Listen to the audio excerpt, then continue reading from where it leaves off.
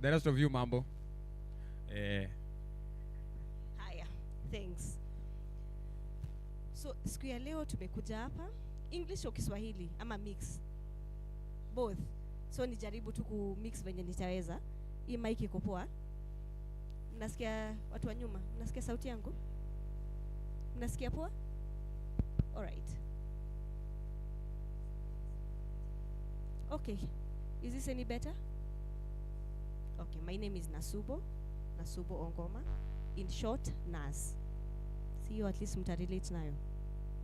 So tumetoka kwa organization inaitwa Kala. Kala ni Digital Innovation Lab. Tumekuwa tunafanya vitu mingi from doing trainings on AI literacy. I have here my colleagues. I will let them also introduce themselves. Watainua tu mikono, alafu kuna mic itapitishwa kwao, at least ndio mjue tuko na nani kwa room. But tutakuwa tuna sessions zingine, sessions mob.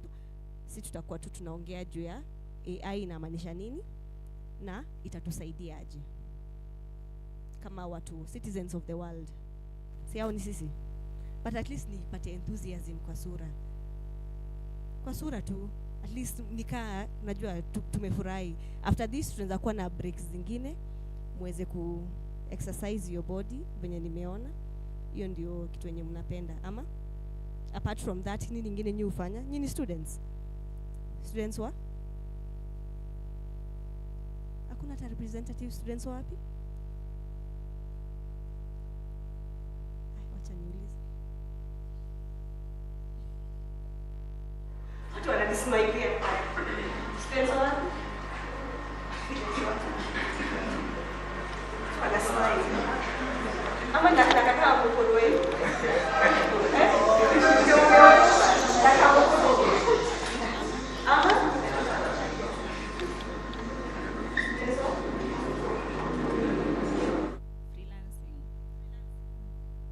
Students wa freelancing. Mko na mabiashara kule nje? Biashara gani? Anything. At least nikishawajua ndio tunajua how to tailor this conversation.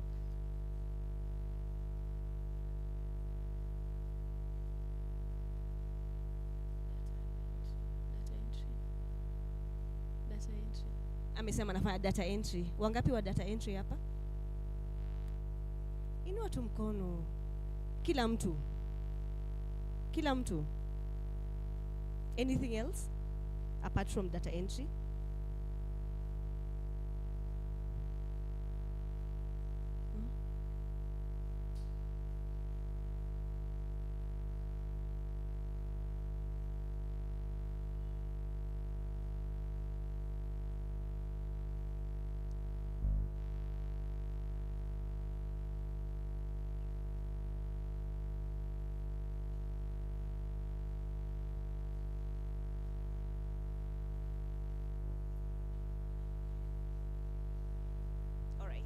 Tumepata kila mtu, most of us tunafanya data entry as freelancers. Yes? I don't know. Check microphone. Mic check. Ama ni sauti yangu? I think ni sauti yako. Ni sauti yangu? Ama niweke hapa karibu kama msanii? Oh, nishike hivi. Ni kama na spit lyrics. Ai, wacha nijaribu. So, wangapi hapa tuko na masimu? Simu. Inua tu mkono. Ama inua simu yako. Inua tu simu yako. Kila mtu ako nayo.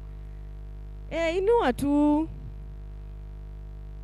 Inua simu yako. Hii simu yako imekuwa maisha yako, right? Kila kitu kama ni vitu za shule, simu. Kuongea na mokoro, simu. Mabeste, simu. Instagram, simu. TikTok, simu. Kila kitu ni simu, right? Bila simu hamwezi kufanya chochote, right? But mkitumia simu, what you always realize ni simu inawajua. Umeenda TikTok alafu unaangalia inakujua zaidi. Kila siku ukifanya kitu mpya inaendelea kukulearn. Inaendelea kujua unapenda vitu gani. Inaendelea kuangalia ya kwamba unaenda place fulani, saa zingine ina recommendia even words, how to auto complete sentences. Mmecheki hizo? Hiyo ni nini? Nimesikia mtu akiongea. Ni nini? Hiyo activities that tumemention. Hiyo ndio AI. Hiyo ndio nini? What is AI? Kwa Kiswahili? Nimesikia intelligence artificiali. Mwingine? Kuna Waswahili huwa wanaita akili mnemba. Wengine nimesikia wakisema akili bandia. Kwa mtaa tunaita aje? Ama ni AI? Tunaita aje kwa mtaa? Ama haina jina? Iko na jina? Interaction? Kuna jina? Alright. So tumejua ya kwamba everything we do is being recorded. Right? That is why your phone, if you go to TikTok, it knows what you like. Ukitype message, inajua utajibu aje. So unaona zingine na kuandikia hapo autocomplete na kupatia like words. Alafu una choose moja yao. Umeshaangalia? Hebu endeni kwa WhatsApp. Alafu andika kitu. Angalia tu kwa WhatsApp. Ukiandika hapo inakuletea nini?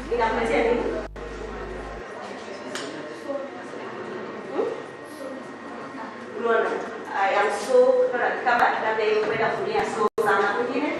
I am inakuandikia nini hapo?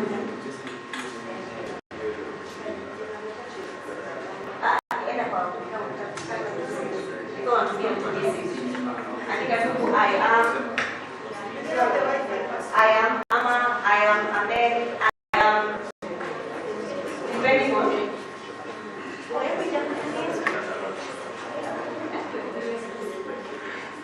I am so sorry. So, you know AI. So, kazi yetu leo tukifanya vizuri kwa hii mkutano yetu, tukifanya vizuri ni ku make sure ya kwamba tunawapatia enough knowledge, enough skills ya kufanya AI ikuwe kitu yenye kinawasaidia kupropel kama ni maisha yenu, career yetu, another level.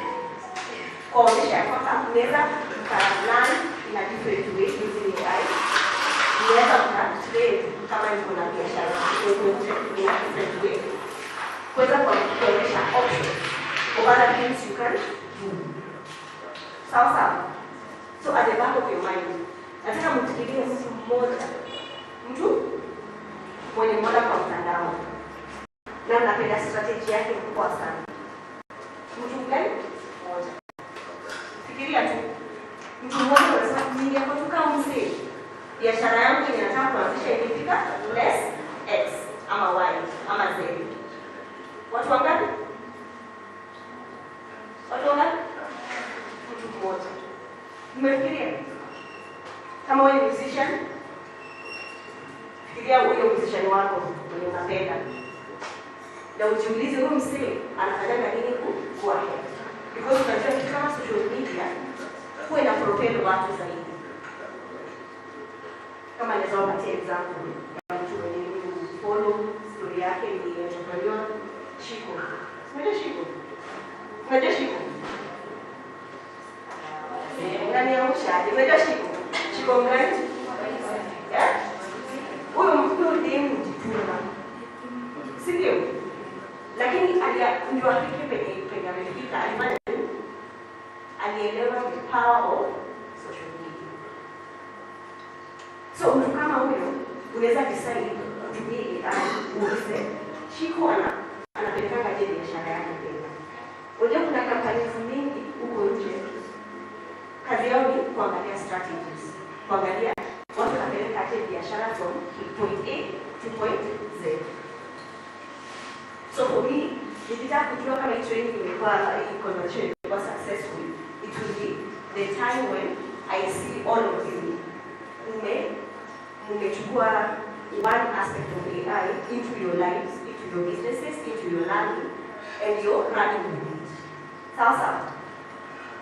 Umefikiria mtu wenu mnoma?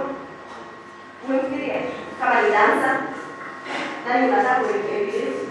Uko kama yeye ameenda kurekebisha. Hawezi kurekebisha. So we had a small presentation. Umeona wifi? Kila mtu ameingia. Au tunashare data. Kila mtu ako sawa.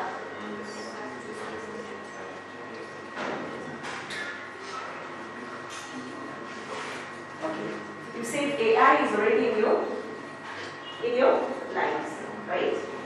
Then how can you use it with intention? How can we use it with intention? I want you to repeat after me. How can I use it with? I cannot hear. How can I use it with? Intention. Alafu wacha niwaonyeshe kitu moja interesting. Mkiangalia hii kitu hapa, unaona nini? Unaona nini hiyo? Unaona nini hiyo? Hii kitu hapa. At this. Here. What do you see?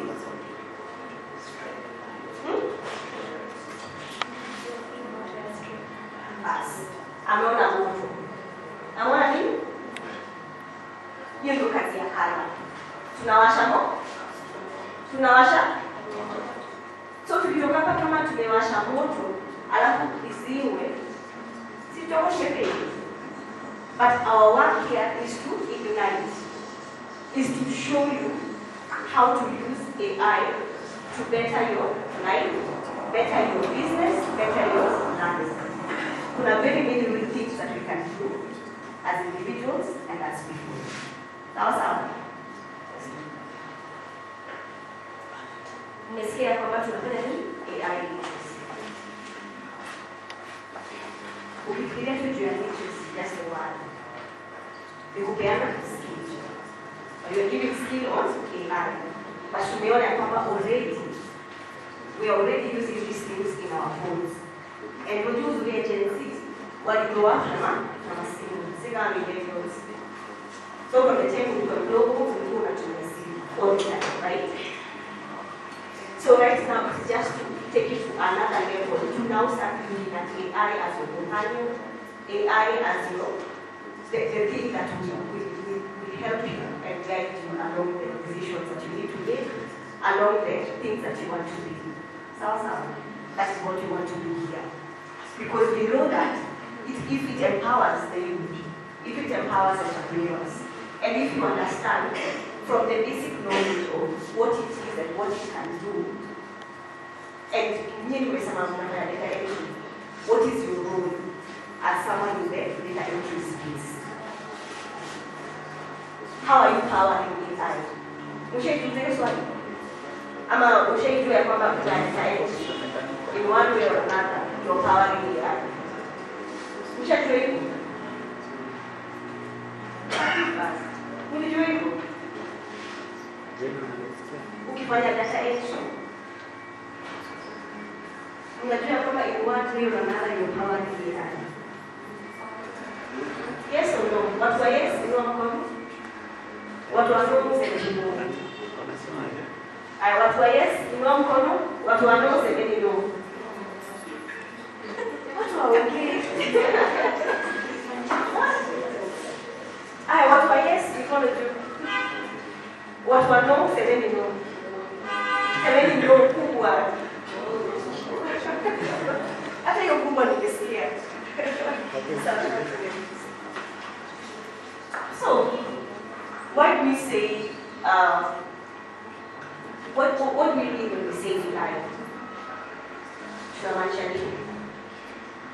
Because we know about the computers. Tumefunzwa kuna mouse, kuna keyboard, computer components, is in hardware, then kuna software. From software, how do we now connect it to AI? Software inapower the computer system, inakusaidia to achieve some tasks, right? Then AI is just giving, allowing these computer systems to perform some tasks. Now, these tasks normally are done by human beings. Also, they are done by. So you're just giving intelligence to the what? Kuna watu wengine in some fields, kama data entry, there are some people who can do data entry as just tagging images. Umesikia hiyo? Tagging images. And when you're tagging images, you're giving what? That knowledge to the computer. So that next time, ikiona picha fulani, it knows that this is a cup, this is a plate, this is a seat, this is a black part here, this is a brown coat, this is a black coat, this is a black hat. Still tagging. Even when you're doing data entry. Well, unapenda data entry gani kwanza? Ama mtaongea?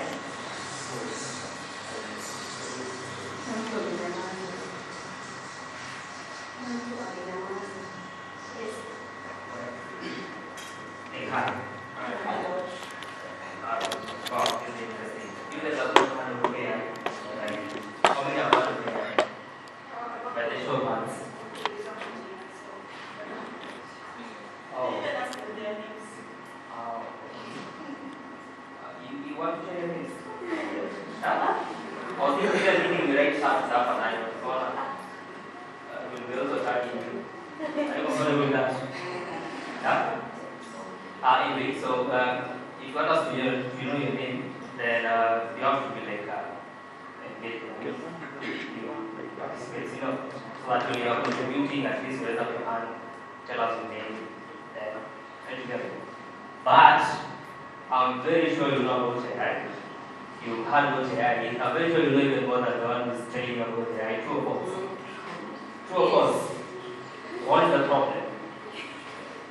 Yeah? So what do you think? Should we do let her explain everything, or will we also take part?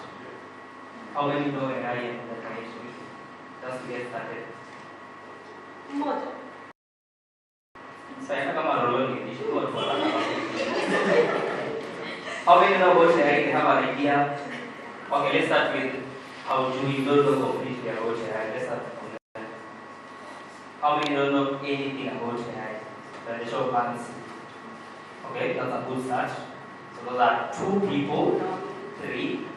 How many have heard of it but they don't know what it is? Ulikuwa unapita kwa soko ukasikia AI inauza maembe.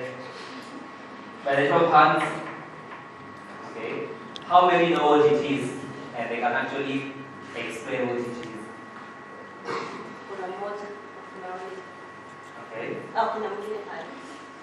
John, hii ni gani ya kunaona? Yeah. Okay. What do you think, Zara? Any idea of what AI is?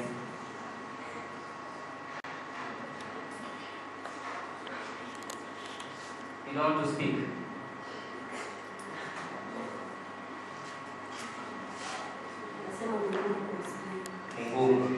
Okay, let's give Amos. See what Amos has. He has been raising hand all the time from not knowing.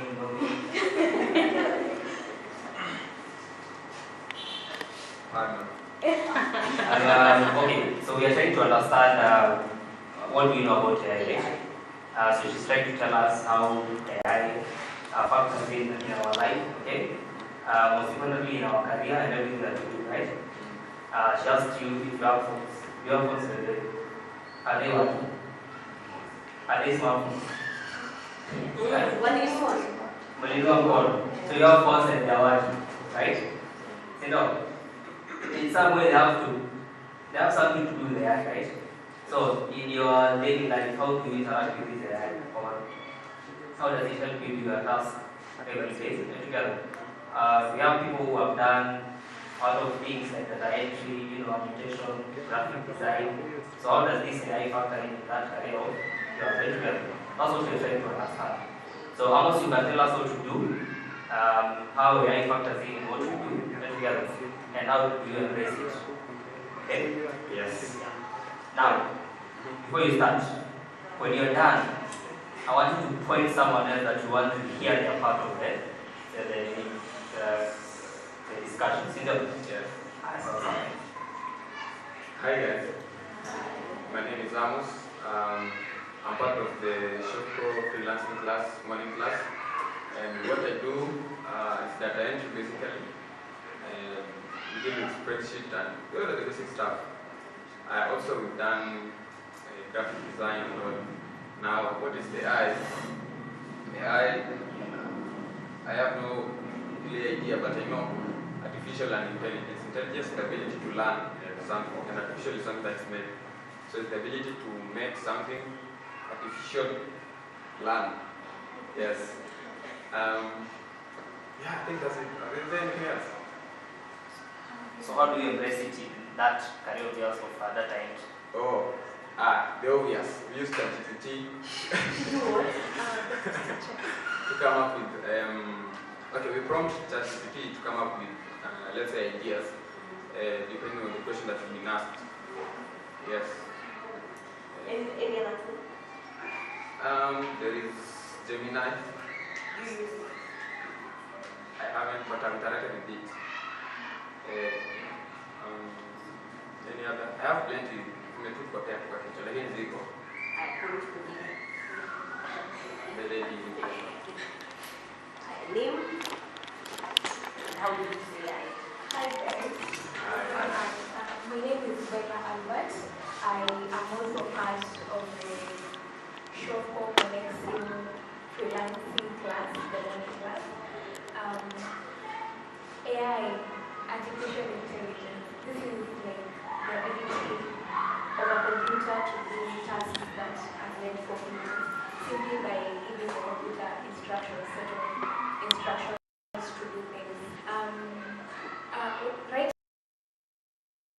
now in class, which is part of data entry, AI assists us in come up with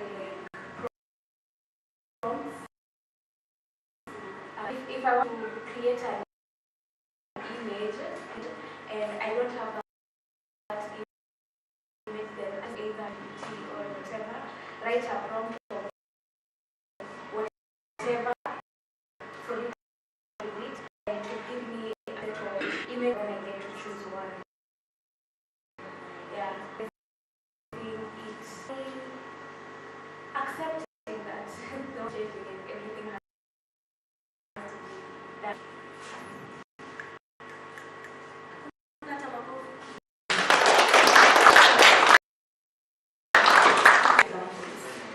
After so, do you always, where do you take that knowledge? Ama tu ukishamaliza classwork class.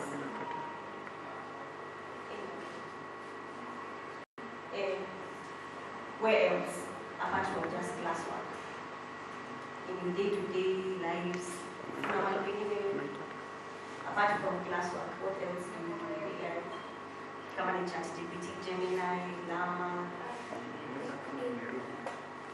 I'd say, apart from like being in classwork, for me, I'd use ChatGPT to maybe structure my CV in a way it will fit a certain job that I want to apply for. And also, if I want to post something on Instagram or something, I'll just take like that image or whatever and then ask ChatGPT to give me a set of ideas or captions that I can use to do that. Excellent. Mwingine? Is that how we use AI when you tunatumia? Kwanza watu wa ChatGPT wako wapi? Wewe mbona? Sisi wote. Hata mimi wako.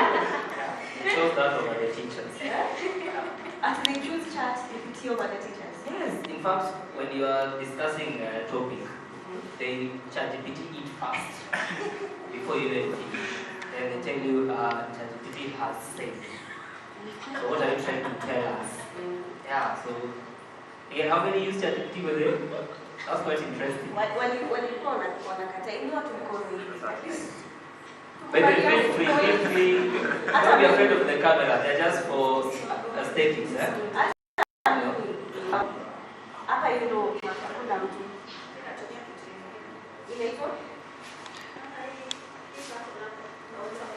Meta. Meta hii ni kumuuliza ile WhatsApp. Anything. Sitanipatia. Watu wa Meta, WhatsApp imetufanyia kazi rahisi. Watu wa Meta. Meta should be based. I have seen people using it. Watu wa Meta tundio. Let me explain e-text. How many have used Meta? Haya. Niko na swali moja. Unatumia lugha gani? Ukienda kwa Meta, ukitumia English. Hakuna mtu wa sheng.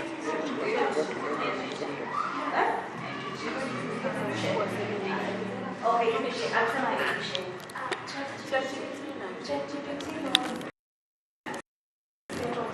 So for me, if someone tells me something around it that I know, I just paste it in ChatGPT and tell it to explain, and then it can be in English.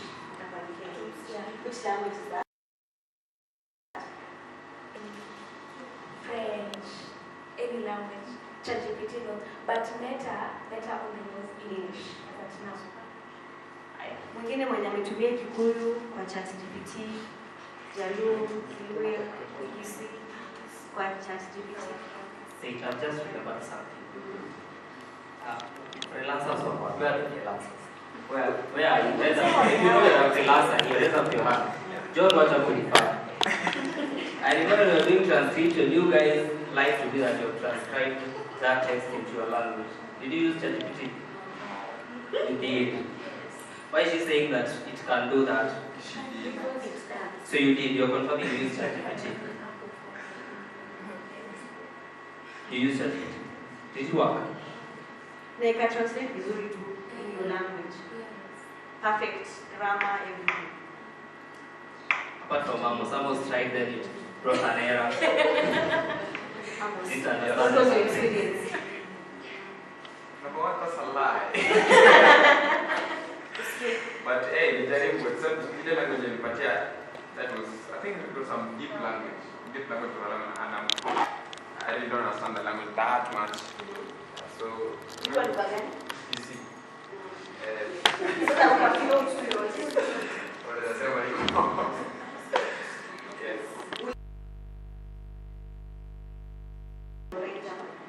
No, lakini I think ilikuwa right. Yes. We'll just go with I think he was right. Mwingine mwenye aliona it was a bit off, a bit wrong, makes sense. Ama mwenye alikuwa anajiuliza nitafanya aje basi iongee lugha yangu. Ama iongee kama English. Ama tujali juu ya chain wa ChatGPT. Inamsumbua mahali. Nani ataka ChatGPT iongee kama hivi? Hakuna. Conversation yako na ChatGPT inafaa kwenda aje? Ndio unafikiria. I'm even giving it a name. Actually, it has a name. Like you have a very difficult question. So I've been wanting to create this design. What should I do? You know, it starts, nice question. Then, right? Yeah, so I'll personalize my ChatGPT. The problem is it doesn't know a lot of sharing. So I had to commit of doing a lot of sharing. Then I'll be very happy because I'll be having a natural Hebu ongea na hiyo kwa shehe. Okay. So give me a scenario. Let's say, what do I want to do? I want to cook my hand. Very bachelor's meal, right? Yeah, so I'm going to watch ChatGPT. Hey, behind ChatGPT hebu tuandike hiyo. nice. Do a ChatGPT. If you don't have, you can use a free account. Tuambie. Yeah. Ama mwingine atupe Meta, mwingine ChatGPT. Tutapokea. Or better if it's your ChatGPT. Easy. What I asked is, hi ChatGPT, what is my role?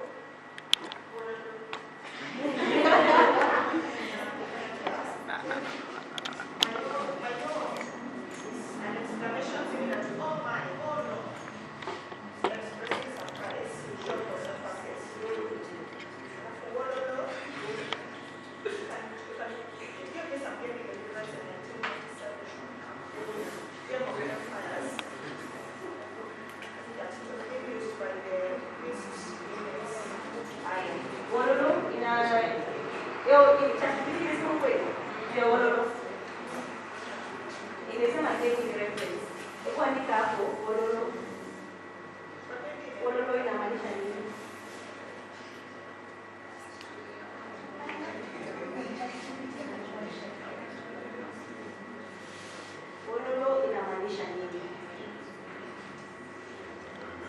Inasema?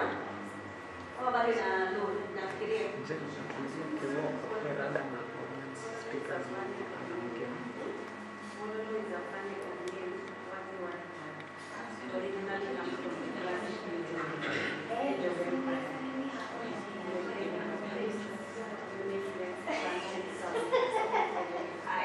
Swali ni Wololo inamaanisha hiyo? Inamaanisha hiyo? Ni chance? Yeah. In that game, the chance is that game. Ushacheza hiyo game? Yeah. Tumeuliza ChatGPT, Wololo ni nini? Ikasema it is a chant in a started game. I know it is a chat in the world. Not a game. It's really a chant or is it an space? Someone is playing, expressing something. Anyway, the reason why we are doing this is to see that our context is not well represented. Sio kweli? Hata ukifika kwa ChatGPT, draw a man in a town. Itakuchorea nani? A white man. Ukiona white man unataka kuona ndugu yako, unasikia aje? Sometimes ukiona kitu kama hiyo. How do you feel? How do you feel? Anyone? You feel? It doesn't bother you. If you want like if you want an African man, what would you say?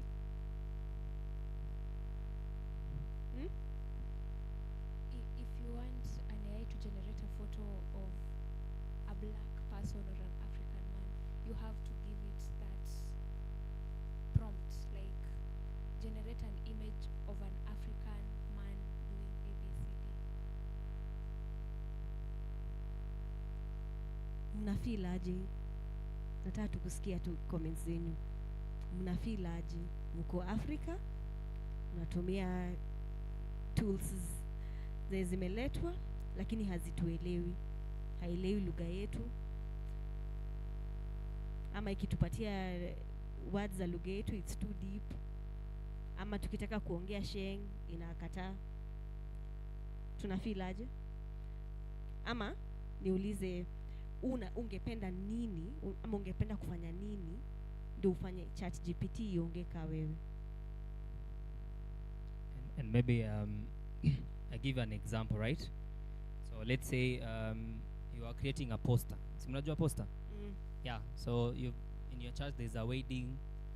You want to create a poster. You don't have the groom and the bride picture, right? But you need to like submit a template. Tuko pamoja. So umeenda pale ChatGPT uka prompt, I need a picture of the bride and the groom together. And it presents you a picture ya nani? A white guy together. Or another person, different person, right? So how do you feel about that? Will you have to prompt again or you'll be okay with it? Na usisahau ukiprompt tena, what usually happens? Sometimes unaambiwa your limit imeisha.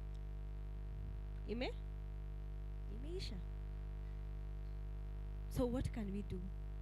What should we do? How can we increase our African knowledge into ChatGPT? Hapo ndio saa zingine the tasks kama za annotation zina come through, za data collection, because ukitaka ChatGPT iongee kama wewe lazima ukuwe umeongezea enough data.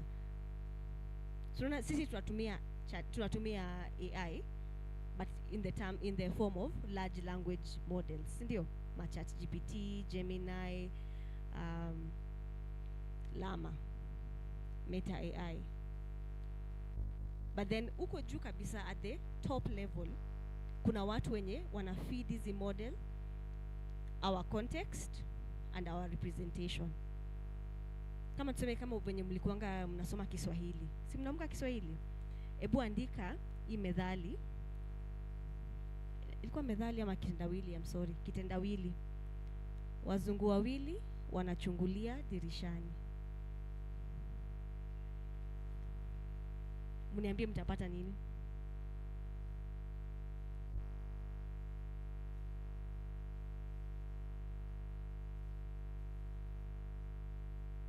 wazungu wawili wanachungulia dirishani.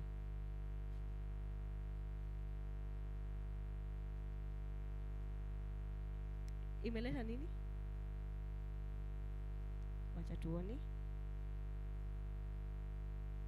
Bado hatujamaliza. Imeleta nini? Inasema two white people are peeping through the window. Hiyo ndio answer. Hiyo ndio answer. Hapana. Kumbukeni kitendawili. Huh? Uh-huh. English and Swahili. So it's saying, if it's a riddle, then the answer to wazungu wawili wanachungulia dirishani is probably mayai mawili. Because the yolk mayai.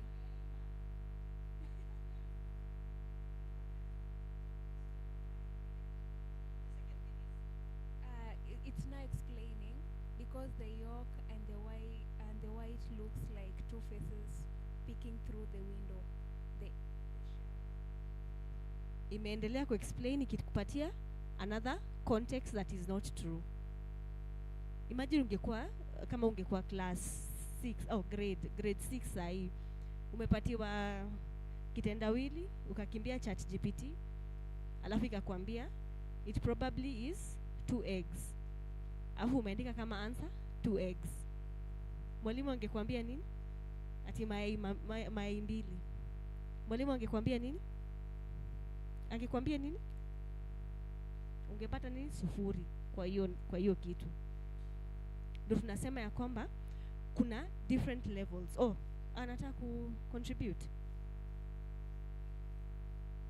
And by the way, I've realized something. So when you guys smile, you want to say something. So when I see you smiling, I bring the mic to you. Sindio? Right?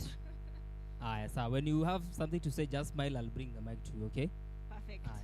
So hapa inasema wazungu wawili wanachungulia dirishani, jibu macho. Ya mwingine mwenye mpata macho? Yako imepata?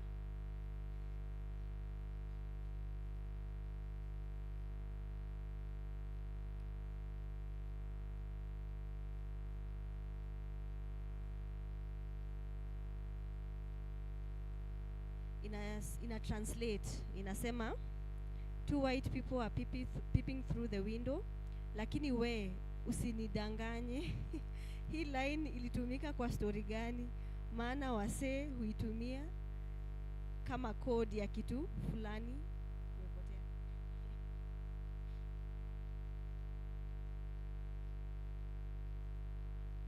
Kama ni joke ama diss ama compliment. Inaongea kama sisi, right? Unasikia? Anatumianga kuongea na Sheng. That's why inaongea hivyo. Lakini context inategemea venye MC aliitumia hiyo line. Kama ni joke, diss ama compliment. Ulisikia ikisemwa aje? Ni kama praise ama ni ku-call out. Nani mwingine anaongeanga nayo Sheng?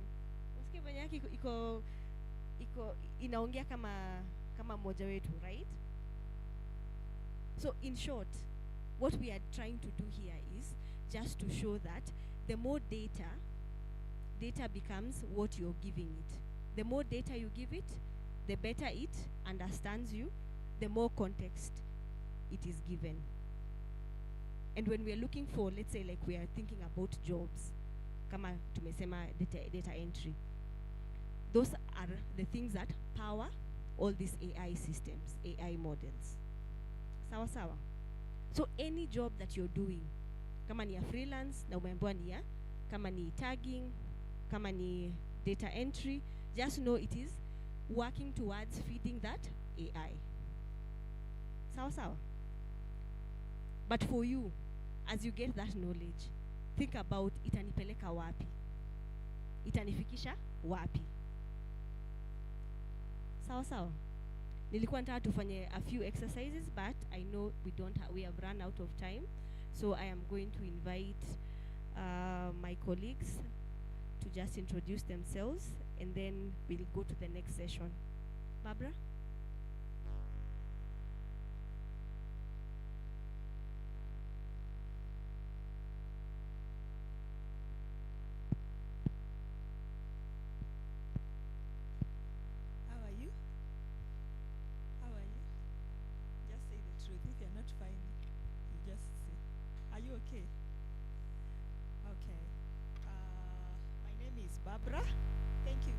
much for welcoming us into your space.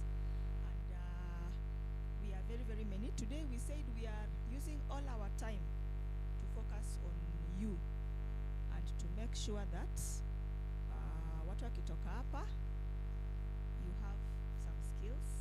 And it's not just skills because people are talking about skills. It's skills that can point you to income generation. Hizi vitu zote tunaongelea AI, digital skills. You need to get to a place where you can use them and also learn where opportunities are like other people. So, Nas has introduced the first part. Niliona amkutaka kuongea sana, lakini najua already mnatumia hizi vitu, and I'm not alone. So my colleagues, Eric and Robin, msimame tu msalimie watu, mwevie watu. Yeah, please, you can wave to them. I'm a millennial. Sijui hizo styles zenyu za kusalimia. Nini? Si unisaidie Amos. I'm boring. Can somebody help me? When we were growing up, it used to be mtu akisimama hivi hata kwa church ana wave hivi, alafu the rest of the church ina wave, but maybe those things have changed. So let us not drag you there. Amos, nani anajua hizi vitu? Come and help me from embarrassment. How do you welcome visitors?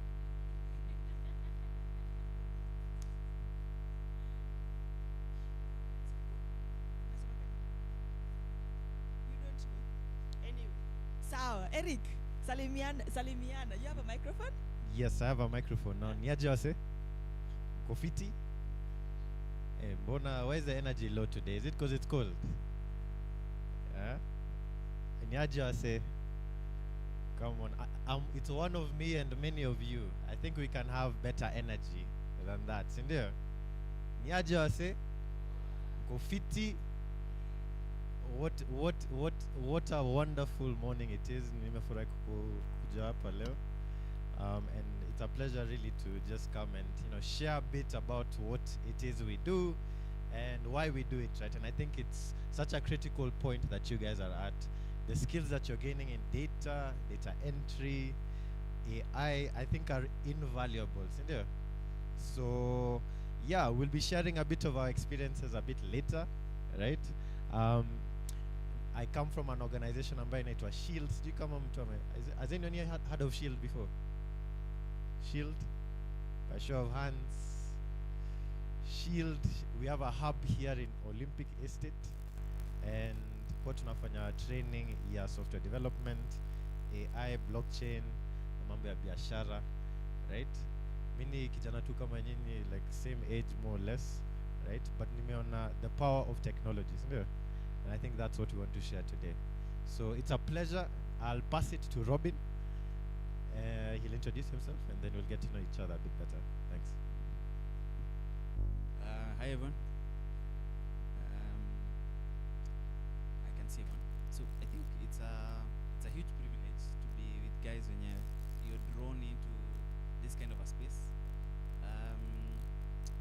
The difference between how most of us got into technology and how you guys are interacting with technology is that, as she was asking, this is your day-to-day.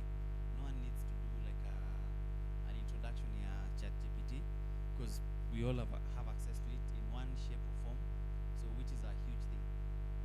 About today, I think it's just I'm more excited towards what we can build up, towards what you've been working on. Alafu, our main focus for today, and also for the next subsequent weeks, would be for us to be able to sort of like help you out in terms of align the kind of the much complexity around technology in such a way that even you, as you're looking at data entry, how would something like, for example, programming be helpful, or something called automation, how would that be helpful in your day-to-day? So a lot of it has to come from your end, because we are simply doing an more or less just an introduction to show you that this thing is feasible, this is doable. I realized I didn't do an introduction about myself. My name is Robin Kiplangat. I'm the founding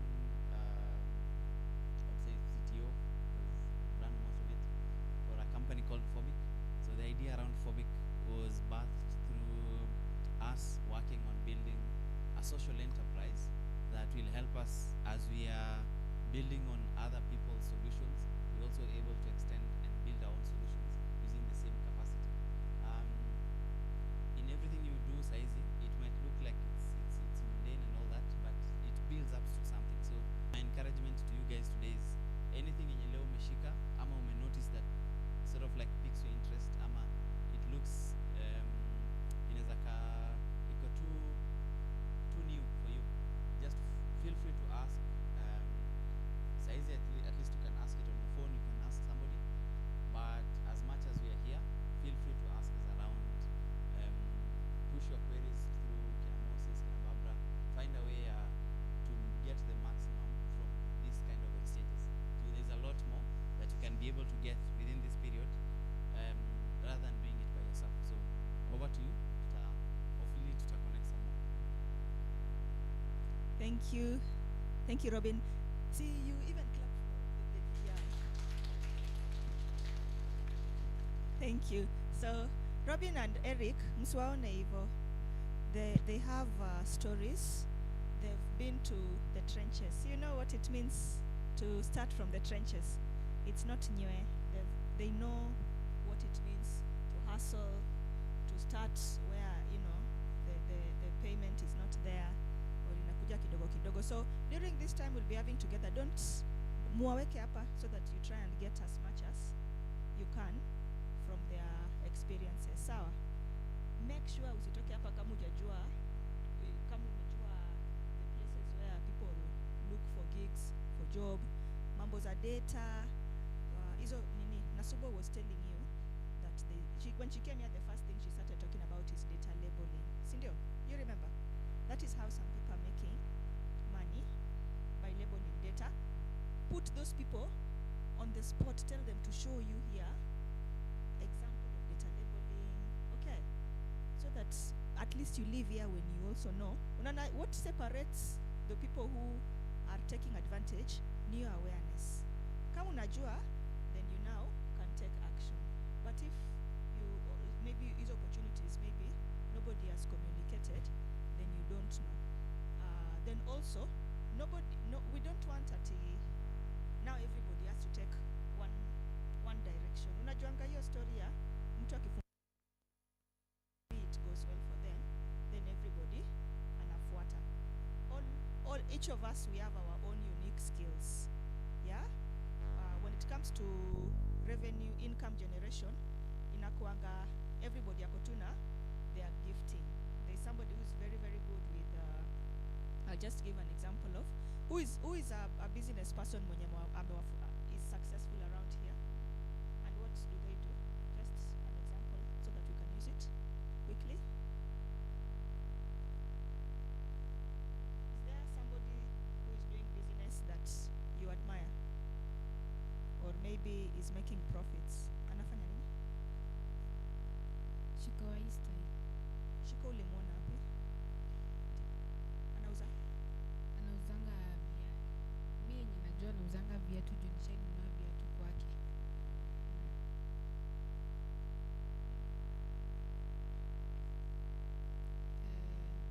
May think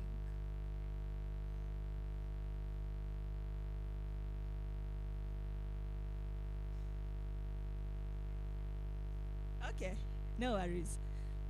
She has amesema kuna Shiko Shiko wa TikTok mwenye anauza I think viatu na vitu mingi.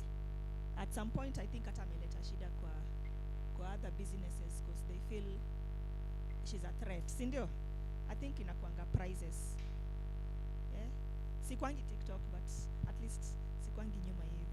So I think prices zake ziko low. So Nasubo, did you teach people that now what AI can do is for them to go and prompt and ask what makes Shiko successful, even using her picture or even something? Did you teach them? No, I did not teach them. Let me not preempt. Nasubo, these people have a lot of information. Make sure you maximize on that. But yes, that is one opportunity you have, because now you have here on your phone, you have so much knowledge. Then you can be able to just know huyu anafanya nini differently, huyu anafanya nini differently. Na hiyo information yenye maybe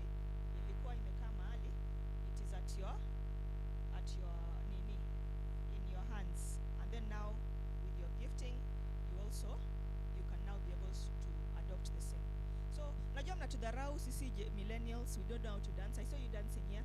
Maybe I'm going to dance for you. Mwache kutudharau. So, who is going to play for me music? Before I use that excuse, Nani, so come and help me a little. Just come and help me so that if my leg remains like this, you who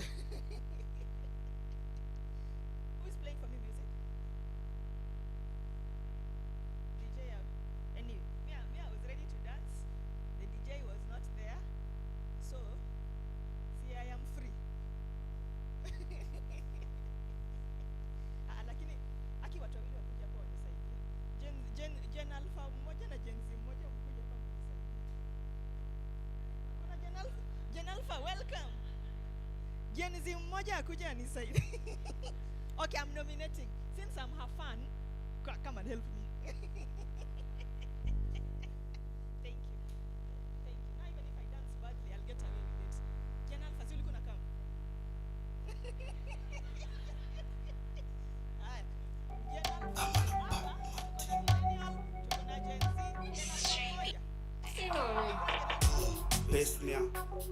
Okay.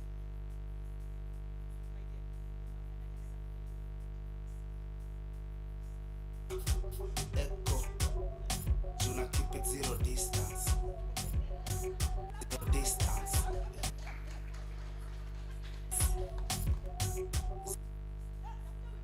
Kitu nafu. Sisi tulikuwa tunachapwa ukicheza na hizo vitu.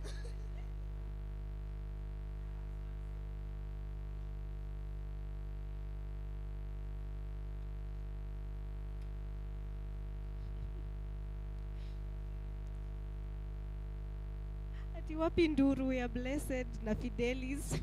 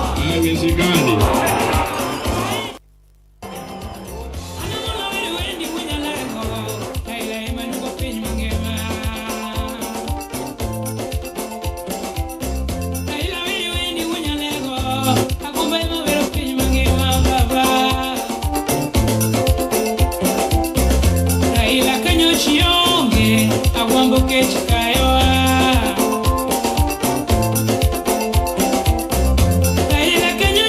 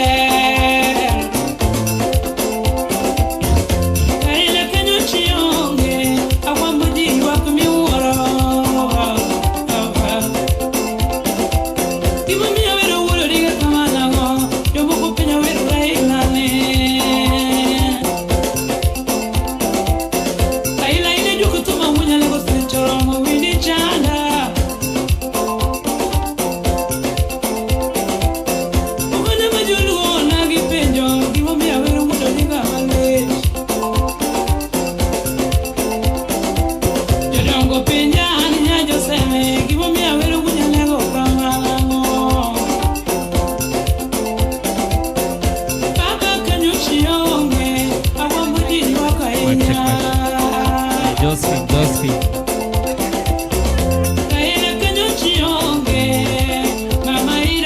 Josephine mama usaidiane na miondoko. Josephine alinete. Tunaona kichwa inasonga.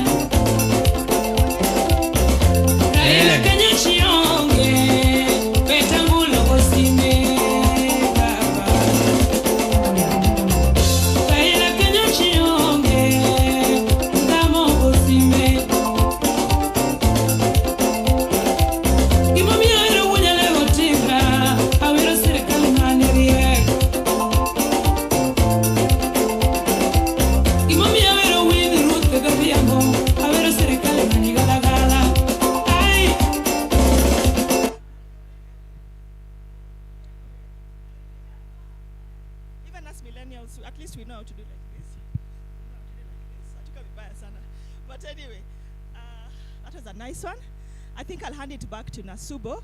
So tumeelewana, make sure you wekenya watu bumper to bumper so that they give you they point you to those things. Na pia kama kuna swali, mtu asiende na hiyo swali, because maybe you know how to use AI, you know one or two things, but there is just one area that maybe you don't know. Maybe currently, which organizations have been recruiting recently for data.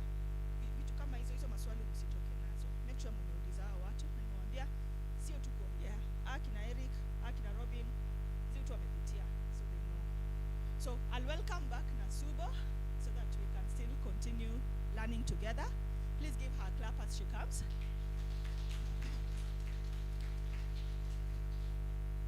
Thank you, Barbara. Miguu zetu ziko stiff. Hatuwezi dance, lakini sisi tunaweza tuka stretch.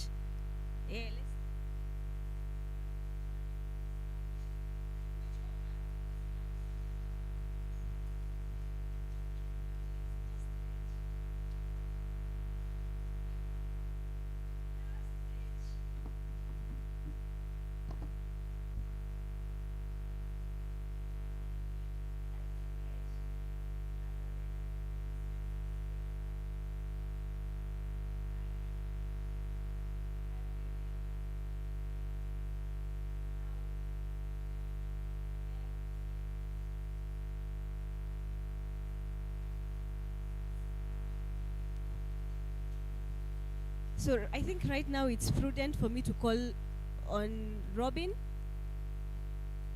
Robin. At least nisikwe monotonous hapa. I want Robin to tell us his story, like his real story.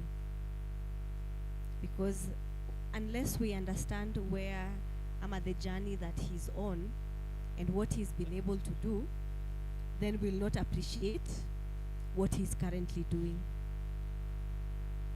So Robin, start first with your nice story of where you came from.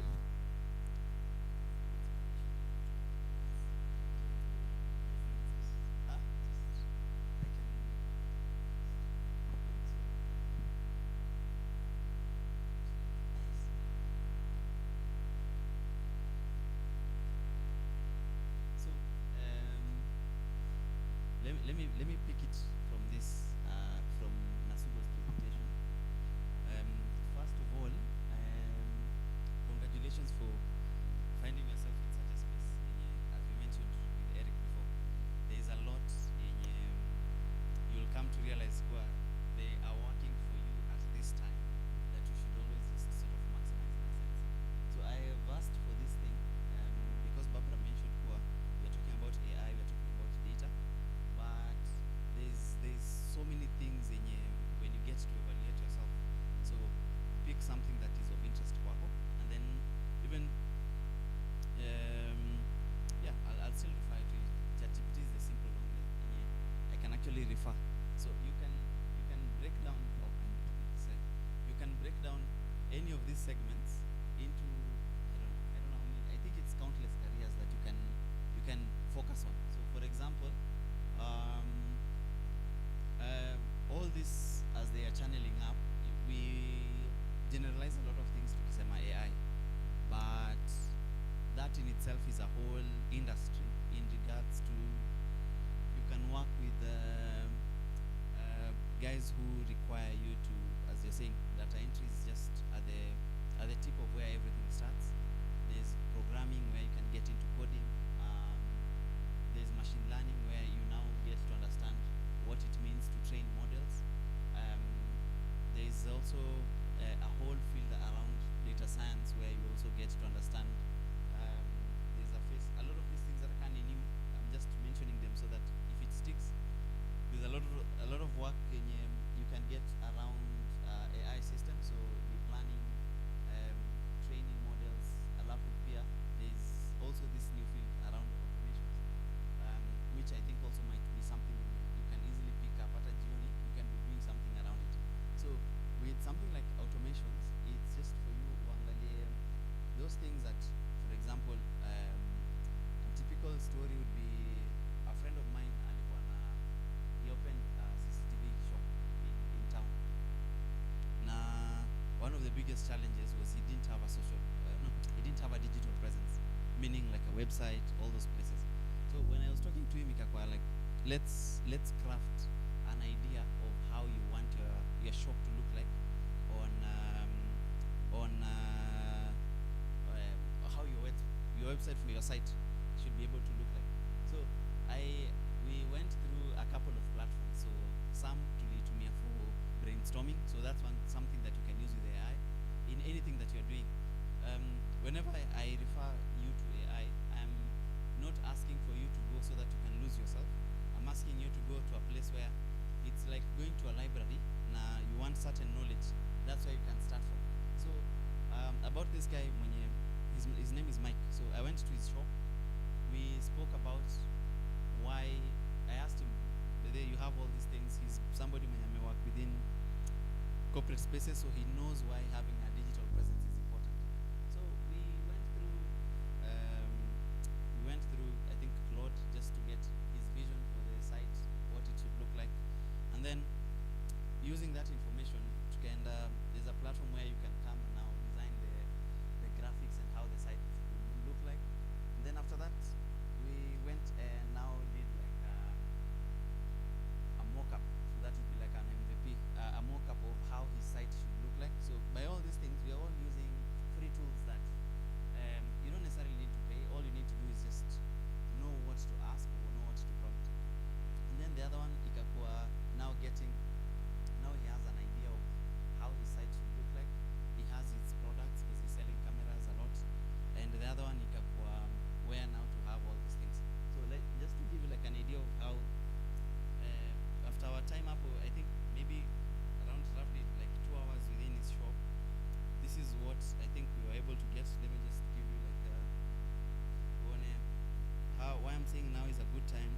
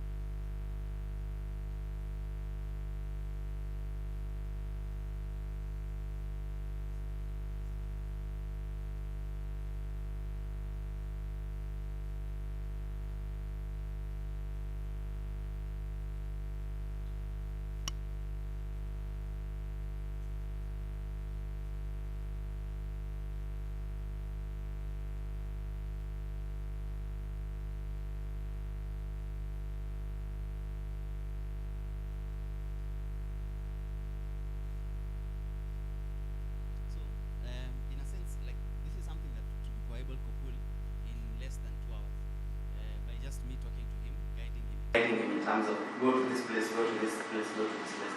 And this is why I'm saying after Leo, you should be able to have that capacity of thinking, nini around me where I can have, like for example, just scroll down like how the site looks. So this is a simple, if you had not built a website, but by that end of that 2 hours, he was able to pull something like this. Like literally, click on app of view details. Like if you are interested in having like different cameras, he has all those click value of products when you enter like his full catalog. So he had his catalog on an Excel sheet, which if you do data entry that's something that, so it's a matter of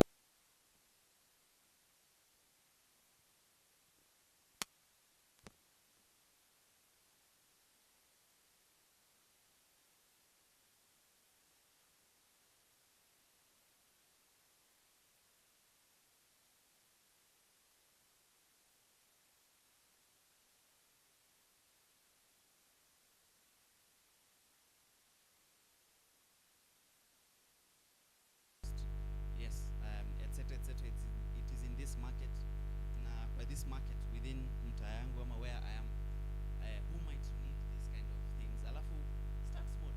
So you see, he now has like a huge shop in a sense where si lazima ende tao kila time when he needs people to go to his shop. So you can just direct him to mwambie enda kwa site, chagua what you want, and then ndakutumia quote ama once you may inquire. So now with this guy, I have just challenged him to find a way now of adding. You can now add something like that can be like an automated bot that will be like having nika kukuwa na customer care 24 hours of the day. So if anyone comes here, they can get like sometimes umeona kwa sites there's like a pop-up somewhere pale where it guides you through what you can do, what you want. So so all I'm trying to share with you is, yes, we are speaking at AI from a general point of view in terms of it can help you do this and this, but a lot of it, as I said, it's all driven kabisa with what you desire, what you pursue. I have spoken about things that require you to learn about coding, things that require you to learn about data and graphics, but here on this other end, there's somebody who wants to learn about audio and music, and that is their core. That is still something that you can pursue. Like technology is so versatile in the sense here.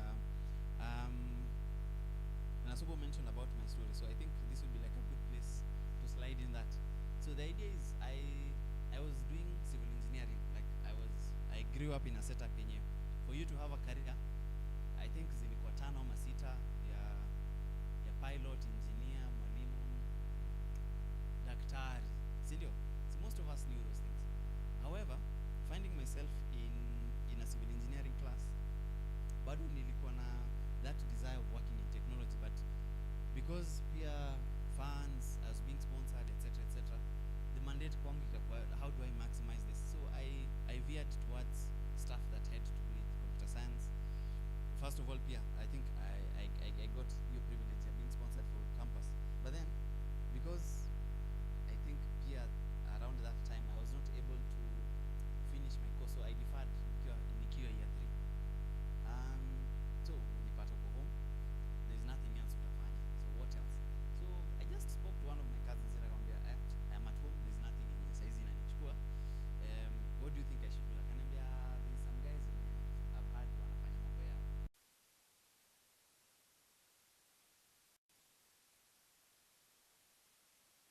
laptop. So what do I do?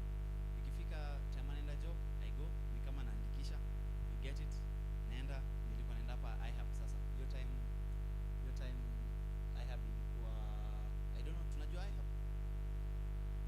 Tumesikia IHAB? Ni kama sasa kuja hapa Shofco. Let me use it as an example. Mko na hii training hall. So it was general space kama hii. Haikuwa na any hulabalu as much. But for them, ilikuwa idea ya getting people into technology and literacy and etc. So technically almost a similar setup. So what ilinipea an interest was that in as much as I used to do that, but at the end of the day when I realized I have learned to do, let's say, 2 things there. Leo nimelearn because at that time tulikuwa tunalearn I guess building websites, some kitu kama hiyo, some basic software engineering stuff. But pia even when I teach you right now, there's a certain limited capacity yenye inaweza kukufunza because it's based on my experience. But wewe unaweza kuwa na an idea ya, hata for example kama ujamaa wangu wa Mike wa shop, unaweza kuwa na idea yako unataka kuuza cosmetics, let's say unauza body butter as an example. So uko na idea yako yenye maybe hata kwa kitabu umeichora tu hivi. Size it's very very simple size. I can ask you hiyo idea yako ya shop, sema unataka body butter inaundwa na, let's say shea butter as an example, una mix na maybe certain scents. Unaweza anza tu na I want kitu yenye inaweza kuwa legit, so unaweza angalia nataka kucombine hii na hii na hii, iko safe, angalia next nani nafani angalie kama mambo ya compliance, because huwezi uzia tu watu vitu, si ndio? Kuna certifications, kuna paperwork. You can actually use hiyo concept uko nayo yenye umelearn tu leo, ubreak hiyo idea yako ya kuuza body butter, utafute packaging, utumie AI. Kitu kama Gemini for example, uiambie nataka packaging yete ya 100 grams, 200 grams na 300 grams, na niko na poster na inaitwa, ungeuza body butter ingeitwaje? Ungeuza body butter ingeitwa ni? If you're selling something. Yeah? Waridi. Niko na product inaitwa Waridi na nataka kuimarket. How do I go about it?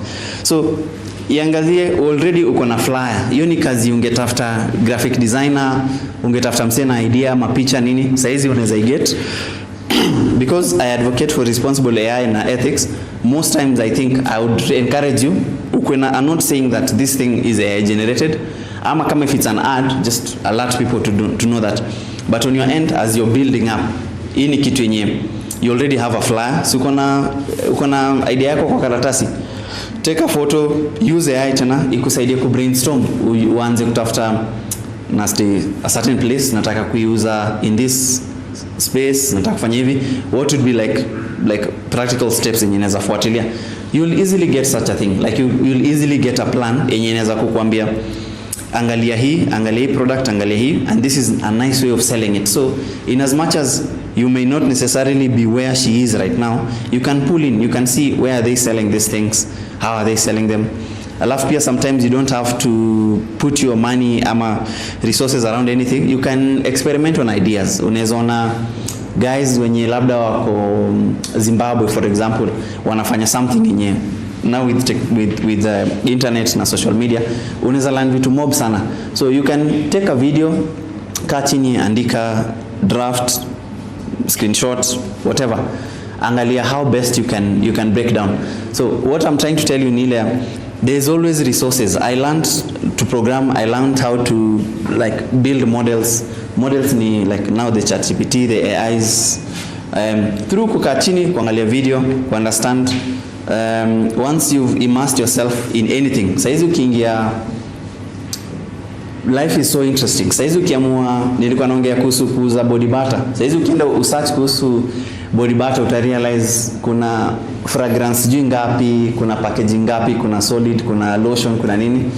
So same thing, if you decide to sit down and understand all about this space, you'll realize kuwa uko na so many options that may not necessarily be right in front of your face, but all it requires just for you to just spend some time, think about what you want to do ideally, or a problem that you want to solve. Inaweza kuwa kuna hata place kama hii, unaweza pata labda Shofco wanataka, there's a roster, unaweza chukua idea kama kuunda system ya kila mtu mwenye anaingianga hapa asubuhi, mkwe na nitoa nini, like a register for example. System ya kuweka register inakaaje, how does it work?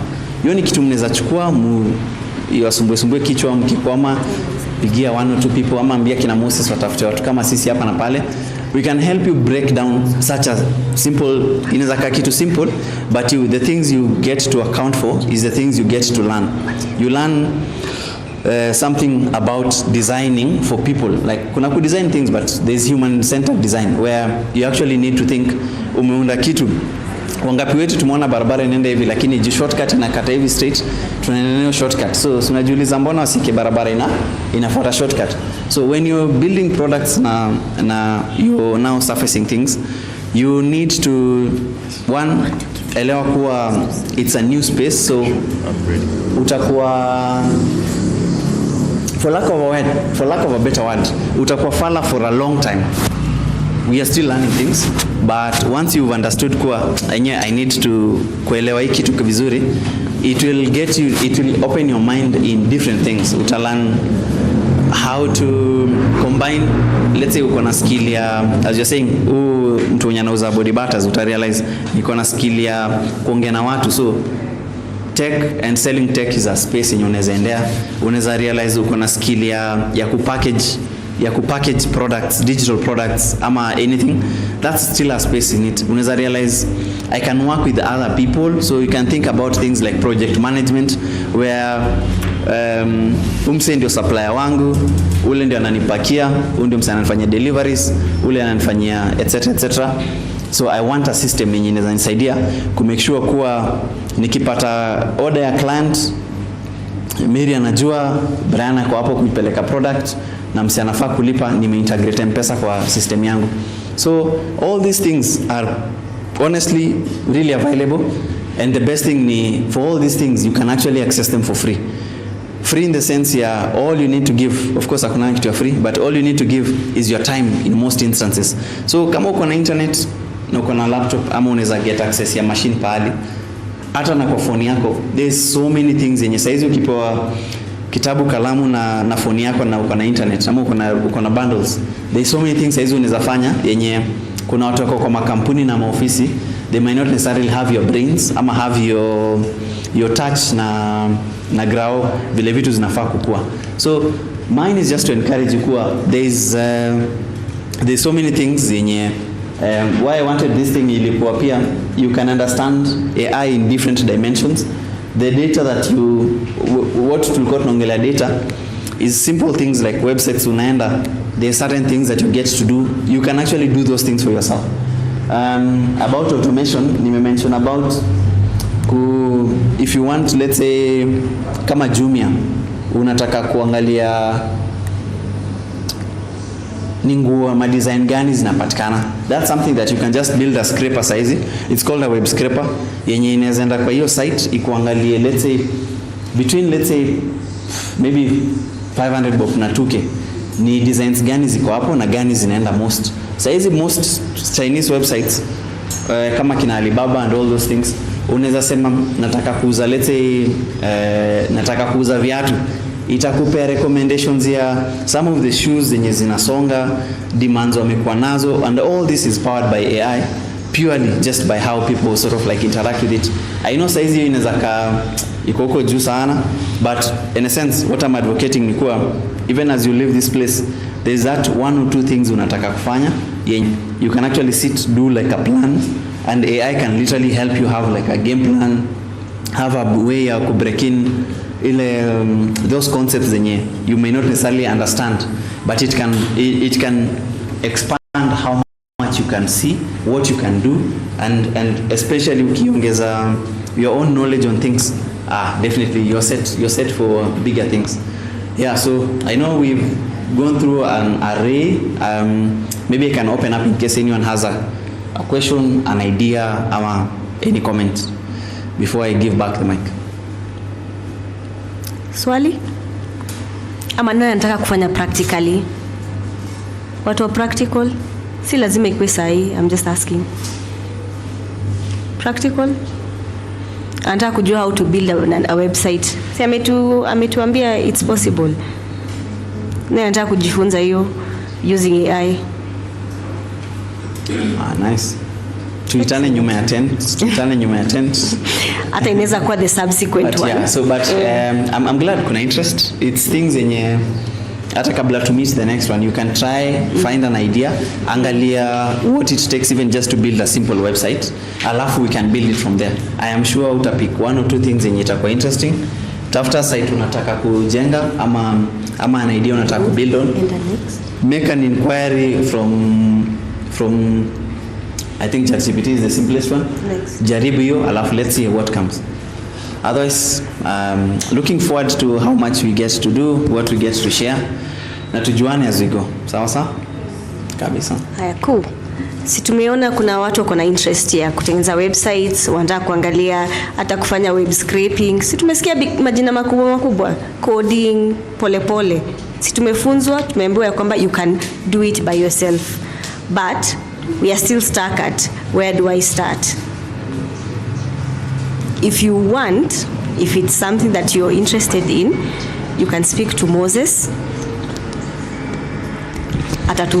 Anaweza kuweka in groups so that you can have one idea. So you can look at one business. Kama unataka ku build one website that looks like a business that you want to build. Think about it. Kama kuna mtu fulani una admire, kama kuna business fulani unataka kujenga, kama kuna website fulani unataka kujua how to do, think about it. You can come up with groups, maybe 4 or 5, and then for the next or the subsequent meetings, that can be something that we can do practically. Iko sawa? Iko sawa? Yes. All right. So I've forgotten your name again. But let me invite Eric. Yes, let me invite Eric to come also and speak to us before we wind up the meeting. But we can have one round of applause for Robin.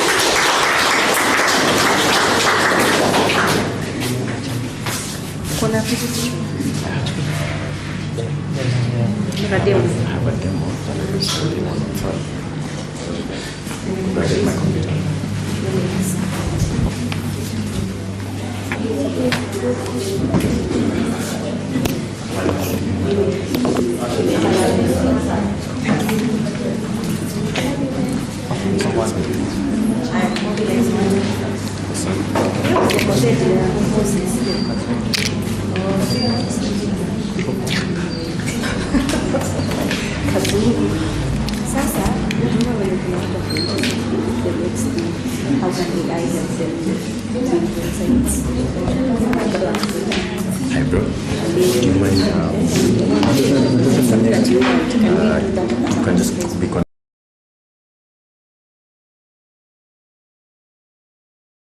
Hi. How do you feel so far? Are you informed? Shamim, are you informed? What have you learned? But then what I'm paying the microphone. What's up? What did the microphone do?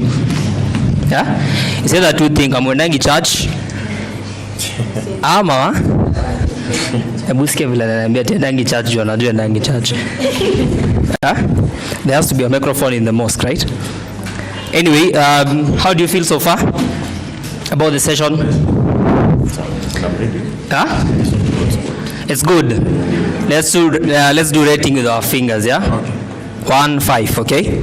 So if you feel it's a 5 so far, then hamna mkono.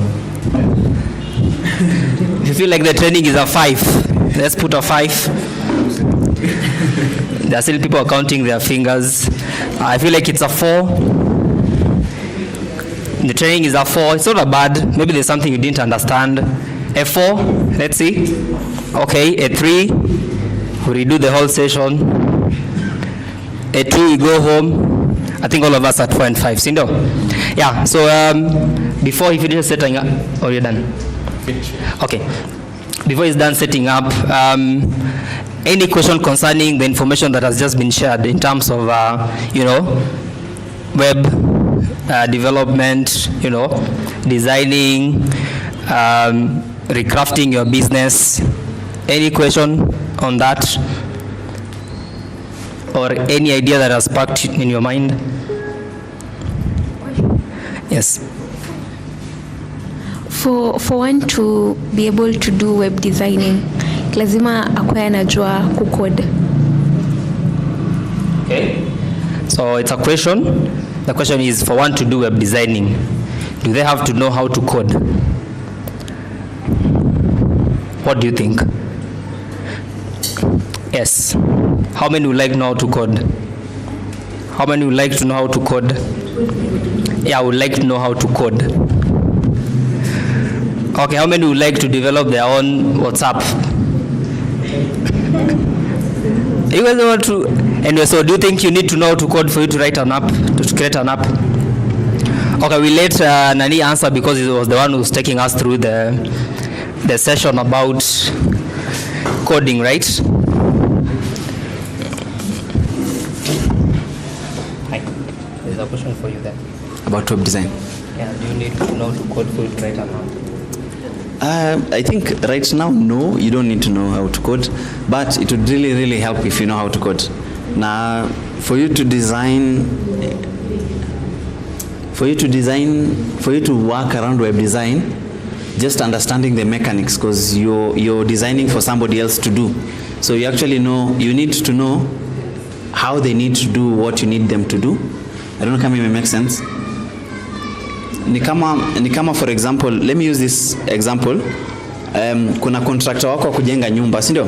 Na kuna architect wako wa kuchora nyumba, si ndio? Mwenye anachora nyumba has to understand vile nyumba inajengwa, si ndio?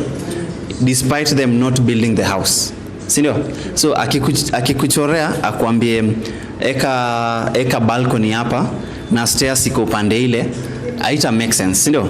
But the architect needs to make sure kwa akikwekea stairs inakuja maybe to a balcony yenye labda iko na mlango. So ukiekea balcony na hakuna mlango, so that's why I'm saying you don't necessarily need to know how to code, but you actually need to understand how coding works, so that when you're doing your design work, it is in line with what people will get to build. I don't know kama inasaidia. Was that helpful? Yeah? You can take an example that you do most of the time. So you have an event, then you go where? To create the poster. Where do you go? If you have an event and you want to create a poster, where do you go normally? Which platform? Canva, right? You create a poster, yeah? But can you compare the one that you've created with the billboard outside there? What will be the difference? AI generated. Copyright. Okay. Have you ever seen a Fanta poster? Fanta the drink. When you see it, what do you feel like? Kukunywa Fanta, sindio? So what he's trying to say is, apart from just the doing the thing, you also need to know the skill of how should I say it? You can create a poster, but you can fail to engage your audience, right? So those kind of skills, at some point you need to learn them. So if you want to create an app, you don't have to know how to code, but you should have at least the background of how the code works, or those kind of things. You know? Are we together? Yeah, hopefully you've heard of something like vibe coding. People are just... Eric, yeah. You ready? Yeah, I'm ready. Okay, so we welcome Eric. Awesome. Thank you so much, team. Really grateful to be here this morning. Once again, I'm very pleased to be here. Thank you so much, Barbara and Nasubu, for the invitation, and greetings to you all. It's great seeing a very, very nice crowd of energetic guys. I love your dance moves, by the way. You should teach me how to dance. When I grow up, I want to be like you. I have 3 dance moves. Now, I usually know how to do 3 dance moves. So every song I listen to has to fit into those 3 dance moves. So I need to learn from you. As much as you may be learning from me today, I need to learn from you, right? So I just want to get a feel of the room. Demographics, what's the youngest person? What ages are we working with here today?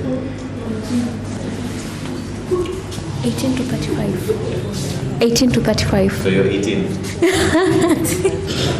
I wish. You're 18. I wish. You said 18 to 35. Do you have anyone here 35 amongst the audience?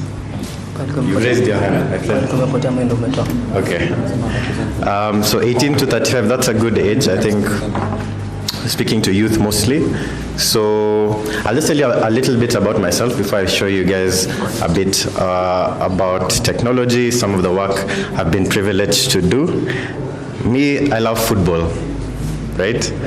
Before I got into tech, my first love was football, and I actually had the pleasure of representing Kenya at junior national level. I think I was seeing the promises our president was giving, and I was like, maybe I should have held on just a bit. Just a bit, I should have held on, yeah? But it is well. I'm grateful, I love what I do, and I think it's one of the best decisions I made to get into technology. And that's what we're discussing about today, right?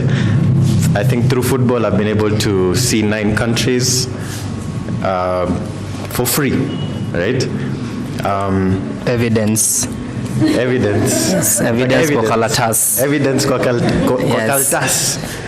Huwezi sema unajua kucheza mpira na tuone evidence. Yes. Yeah. Si ndio teacher Moses? Yeah, huwezi. Nataka I show you my password. Yes, at least hata kama umeka ball kwa chest. So this was a trial I did. I'll show you guys a few things, but this is just one. Maybe not my best highlight video. I think there are better ones, but I'm just relating where I'm from and where we're going. Sindio? Sijali. Mtaochi masaa zenu. Look for it at your own time. Okay? So around 2018, my parents told me, look, Eric, you need to really think about getting an education. Right? I'm an advocate of education. I think it's the greatest equalizer, right? Most especially self-education. And I think that's what you guys are doing here, right? I've heard you guys are freelancing, you're learning about data, you're learning about AI. That is where you want to be. So around 2018, my parents said, you know what, Eric, I know you're very talented. They gave me the creative liberty to do whatever, right? But got to a place I was earning 200 bob a day through football, 200 shillings, right? I don't think that is sustainable. I don't think that's a sustainable way to live. Ukienda ulipe fare, uende sijui wapi ukule lunch, unarudi home na mbao. Sindio? Unaweza save, can you really save? Can you live off of that? So at the same time, I started building skills, all right? I started building a few skills in technology, through programs, online, Code Academy. Mtu amesikia Code Academy? Mtu amesikia YouTube, of course, right? YouTube learning, sorry guys, this is my profile. But I started really getting into self-education and attaching myself to people, to mentors who have gone ahead of me, right? And who, I can learn from. And I think we should be so grateful to Shofco, we should be so grateful to Kala for making this possible today. Can we give them a round of applause? Yeah? We're so grateful to them. I think technology is one of the most isolated. It's very lonely, but when you build together, you can go far, right? So I built a brand called Murray Innovations. My name is Eric Murray. I was telling my friend there, Eric Murray, and basically I started freelancing. See, nimesikia watu wanafanya freelancing hapa. Are there any freelancers or people who are learning how to freelance?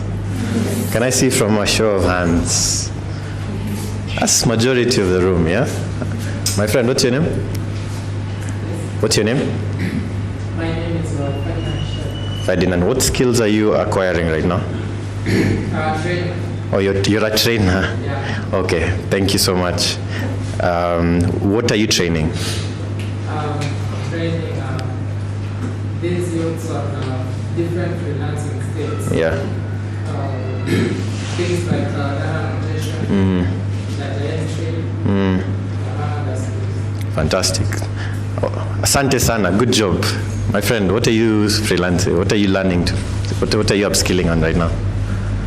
I'm picking on you a bit today, but yeah, you'll get used to it.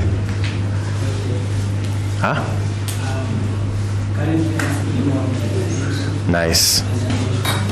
Good job, fantastic. You, madam? What are you upskilling on? Data entry. I did data entry, graphic web design, annotation. Yeah. Yeah. Thank you. Thank you so much for your collaboration and for your involvement. So I started freelancing. So people used to reach out to me because I got skills. You said web development. I got skills in working with data. And people used to reach out and be like, okay, can you do this for me? And they would pay me money, right? From making 200 bob a day, I think one of my first projects, I think I made maybe what I would have earned in 3 years, right? So there's value in the skills that you're learning, okay? There's value because studies have been done by people such as the World Economic Forum. AI is here with us, right? It's not going anywhere. Does anyone here think AI will take their jobs? Right? Does anyone here feel like that? I'm sure some of us have thought about it, but it's projected that AI will actually create more jobs than it'll take. 85 million jobs will be replaced between now and 2027. But by 2030, it's projected to make about 97 million jobs, right? And core to that is data, right? AI works on data, right? That is a data set. People train GPT. What was GPT trained on? It was trained on information, right? It was trained on information about you and I, different demographics. Studies have been done to prove this. And there is value in upskilling in what you're upskilling on, okay? So I got into college and I got into university. And around around just the time I'd finished university, of course I was still doing a bit of my own freelance. I started conceptualizing because I realized yenyewe football itakuwa ngumu kwangu ingekuwa tricky kutoboa, right? And I also found value in the skill, in obviously the career that I was pursuing. So I started conceptualizing Shield, and I mean through more innovations, and I showed you that I've been able to build over 30 projects, individuals and businesses, 5 countries. Through that, we started conceptualizing with my business partner. I think he's the guy in the white over here, on Shield. In fact, Jolene, hi Jolene. Jolene is our social media lead. She's doing a good job, right? So we started conceptualizing Shield, and we started thinking about how we can use technology and to create opportunities, right? Because that has worked for us. I think we're more or less the same ages. You said 18 to 35. Me, I'm not 35 yet, right? I'm not even 30 yet. So I think I relate a lot to where we are at, okay? Sindio Jaden? I relate a lot to why, and I see the value, and I can tell you the practical value in the skills that you're doing. So we started conceptualizing Shield, did a few programs in Bungoma, did a few programs online, and we said, you know what, how can you use technology, right, to enable business, right? You will make money by creating value for people, right? If you create value for others, you in turn create value for yourself. Sindio? Am I making sense? Yes. Naeleweka?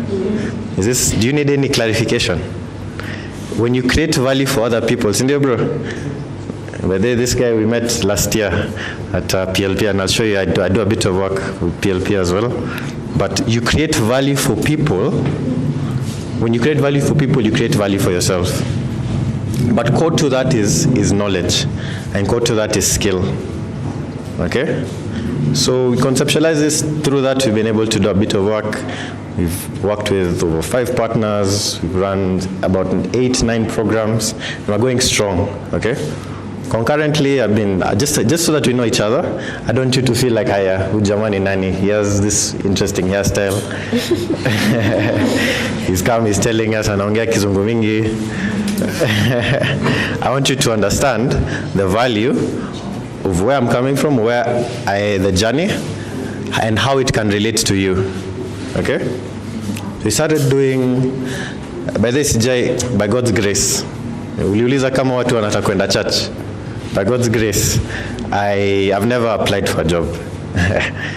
But your portfolio, your freelancing, right? You said you teach freelancing. We're getting into what we call portfolio-based economy, right? All right?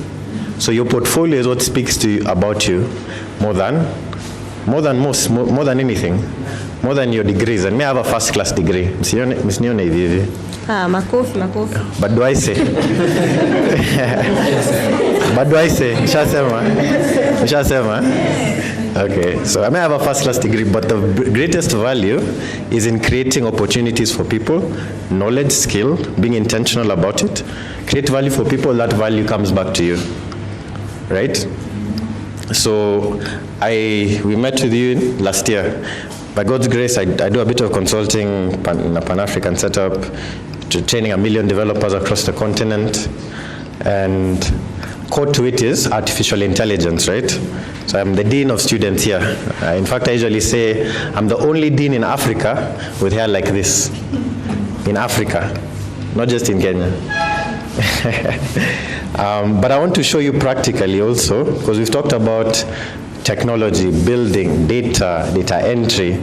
What does that say, right? Nowadays, CEOs, companies, everyone makes decisions, even politicians. They make decisions based on data, right? If I owned a supermarket, I would like to know which product is going faster than the other so that I can restock.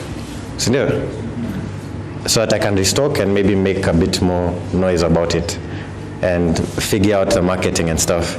So core to that is data. If maybe I owned an airline, I would want to know which routes, have more people, which routes are, getting more bookings. That's data. This is web designer, right? If I was maybe even a politician, I would like to know how old or the demographics of my constituents so that I can tailor my communication towards this group. Our friend here talked about building, right? At the end of the day, technology follows business, right? Data is core to that. You make decisions based on information. And I'll show you a tool we're building right now that is relating data with, you are talking about agentic development and those kinds of tools, right? That visualizes, and people find value in that. And people want to pay you, or people can pay you for it. Okay? So the title today was how you can use AI to make money. How you can use data to make money, how you can use these skills that you're getting through Shofco, through these other places, through Kala, to make money, right? So, I've lost my trail of thought a bit. But I have painted a picture. So I want to show you some of these because I think we maybe don't have so much time. I know we'll get to know each other a bit better. You can feel free to reach out in case you have any questions. But this is a tool, and this is a simple data form, a Google form, okay? Simple Google form. It's a data source.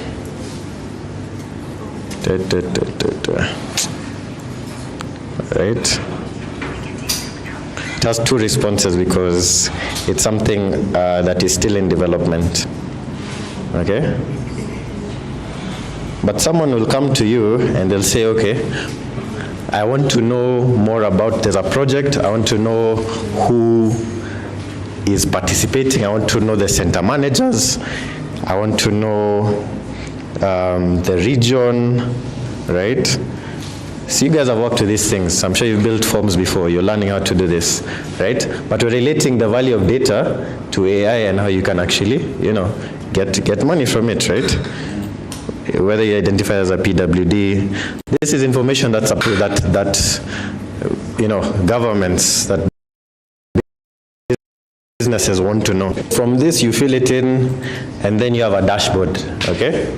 And people, because I have skill in data and because I have skill in development, they will say, okay, and we talked about identifying problems. People will say, okay, I have a problem, how can you use technology to solve it?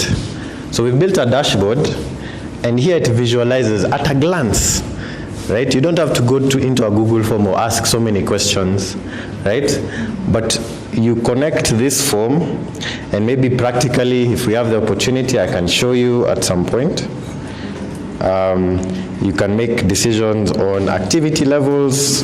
What are the most active days people are interacting with your tool, whether it's every day amongst other things. Two people here said that they find the platform very easy to use. And these are questions that we asked in the Google form, right? It's in there, right? Visualize. If you see this at a glance, someone is excited. Someone may actually want to pay you, Mrs. Dancer, right, for it, right? So dashboards.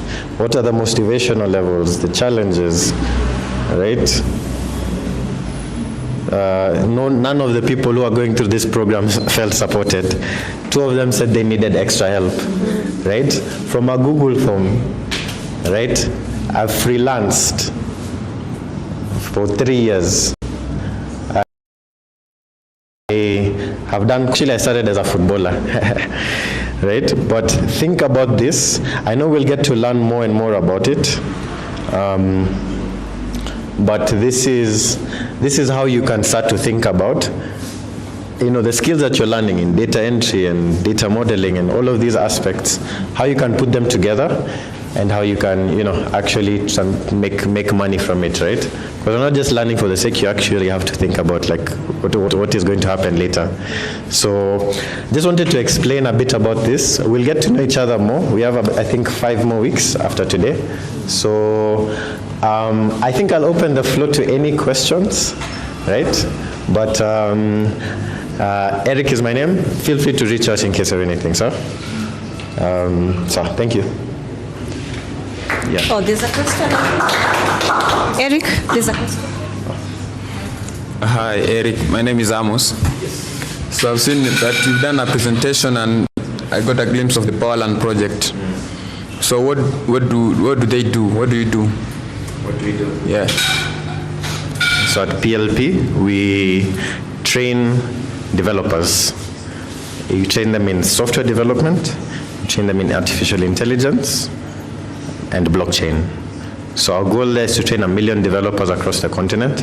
So think about it as one big classroom for all of African youth. Yeah.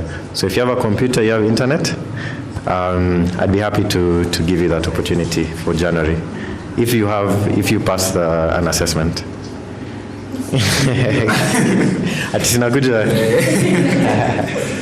What were mobile? Please clap for him. Thank you for the question.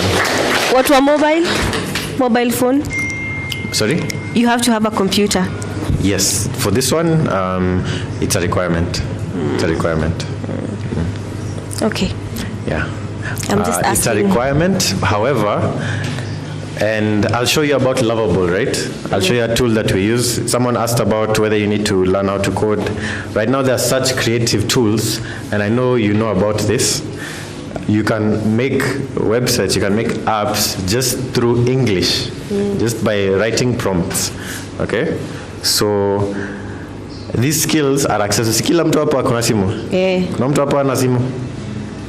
Uko na simu? Wengi wako nayo. Wengi wako nayo, right?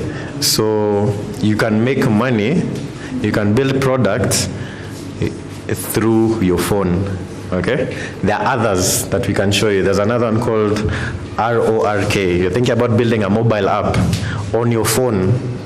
Here's my phone here. Mobile apps in no time, just through, your phone, through writing prompts, okay? Think about that. We are here for 5 more weeks. Tuko na kazi. Remember, last we said we want to build products. See, that's what we've said. Let's get into these groups. Let's identify problems so that the subsequent weeks we have things that we can build together. Yes. Hi. Hi. My name is Shamima. Hi, Shamima. Hi. After the completion of the course, is there any certification? Yes, there is. Thank you for the question, Shamim. Makofi kwake, please. We like questions. We want to be as engaging as possible. So yes, there is certification, and from PLP you get access to what we call a talent network or a talent hub, which I can share more about. So yeah, there's applications from next week, from next year, January. If you'd like the link, I'll make it available to you. And I think you have resources such as Shofco you can use. At Shield also we have resources that you can use. So this is an opportunity we can make available for you. Okay, through of course this partnership. So yeah. Any question? Who is interested? Hands up. PLP. PLP. Nice. Yeah. does one need to pay for the training? That's a good question. No, it's free. It's completely free. Makofi hapo bana. Bana. Yes. Another. Yes. Do you include PWDs in the training? And for like the deaf, do you have interpreters for them? That's a very good question. Very good question. At the moment, if you have anyone within your network that is a PWD, through a few friends that I'm doing some stuff with, I can connect you to upskilling opportunities for that particular demographic of people, right? We can meet behind the tent. I can tell you more about it, but for this, not quite. Thanks for your question. Yeah. Any other question? Cool. You've seen there are more opportunities. Yeah. And more engagements coming along. So we would like for you to dictate how do we continue this engagement. Because I know there are things you're interested in, there are businesses you want to build, there are products you want to sell, there are ways you want to use social media. Sindio? But we don't want to dictate to in any direction. For us, we want to give as much knowledge as we can, and then it is you to do what you want to do with that information. As Eric has said, and he's rightfully put it, he used to earn how much, Nafuta? How much? Saizi hata hizi kuambia ni ngapi, because it'll blow your minds, right? Amesema his first are low. Hajasema sahi. Hajasema ya sahi. Hiyo ni nyuma ya tent, ndio? Hiyo ni conversation ya nyuma ya tent. Ndio pia sisi by next year we also earn 3 times what he was earning back then. Sindio? So all of us want to get there. Are we feeling a bit charged? Are we going to get into these groups? Because we want action. We want from this place, we start building our own businesses. Mimi nianze kuona shiko mwingine wa huku, hamkunipatia majina yenyu, mimi ndio sikuuliza na muniwe radhi. But I want to see your names out there. Building businesses, doing a lot more. Right? Si hata mokoro ka sisi tunataka kuona wasee wako huko juu. Right? Kazi ukiangalia mama ya shiko, yeye ufilaje? Hajaituonesha, but mama ameshaituonesha. Okay, no one is responding. But yeah, thank you very much, and thank you, Eric. I know we are going to have more engagements, and we can talk right after this so that we can structure the next 5 weeks. But thank you again for your time, your energy, and everything that we've learned today. We want to continue this experience we have now 5 more weeks to go. But in my mind, by the end of those 5 weeks, we must have something that has traction. Ona Eric ametusukuma tena mbele kidogo, ametuambia now with the data that you have, you need to now know what that data is telling you. Ukibuild your website, alafu ilale tu ama unataka kujua wasee wanaitumia aje. So ndio the next step. So unaona mko na hapa a team of experts. Tuko na Robin atatuonesha hapo the first step. Alafu tena tuko na Eric atuoneshe where to go next. But the work bado inabaki na nani? Na sisi. Tutatumia hizo tools ama hatatumia. Kama kenye Eric ametupatia ya kuprompt. Ni gani? Kama nakumbuka hiyo website. Inaitwaje? Nataka muende practice. Inaitwa? Yes, Lovable. You can build different websites. So tuanze kucheza na hizo. Right? Barbara, can you come and close the meeting for us? And then you also tell us where to go next. Where to go next? Moses, si ukaribie. Ama Kazungu akona info. Kuna story. Huyu ndiye akona, huyu ndiye kusema. Yeah.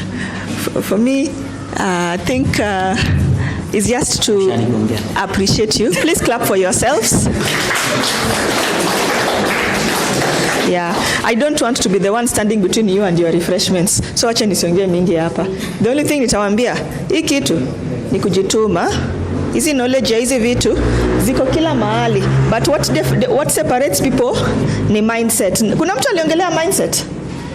Ni mindset, ni kujituma, learn all that you can and try and make a difference. Niyo tutaongea mingi. We have a lot. We want to do this before we close for Christmas, so it's still for the next 6 weeks ending until the 6th of December. Alafu hii story imeisha.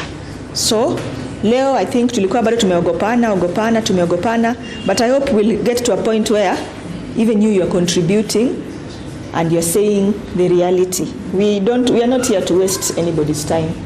We must ensure hii knowledge inasaidia. Sawa. Mimi naitwa Barbara, nimefurahia sana kukutana na nyinyi. By the time of the end weeks I'll dance better.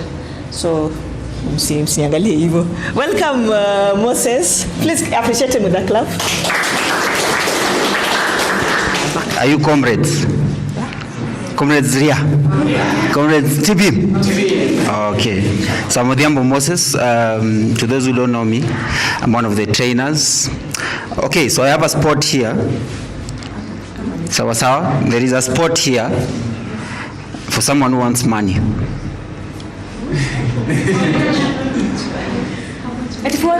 There is a spot here for someone who wants money. Okay. Nitume namba.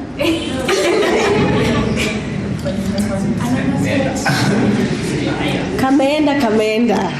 Very nice. So this is supposed to teach you that opportunities are there. Sawa. Opportunities are what? They are available, isn't it? But it's now up to you to do what? To take them. Sawa. Okay, so so inaitwa Nyasuba. Nasuba. Man. Sawa. Ni lunch. Plus supper. Plus breako. Next time when you are given the opportunity, run and grab the opportunity. Sawa. Okay, so yes. Yeah, near comrades, but it's for whoever runs and grabs it, isn't it? Yeah, so hopefully during these weekends and the forums that we are going to have, you're going to be able to run and grab the opportunities that are going to be available, isn't it? Okay, so yesterday it was around 9, so I was just seated, and then I got an M-Pesa message for 5,000 shillings, yeah? And then I was very happy. I didn't know the 5,000 shillings was coming from who. Sawa.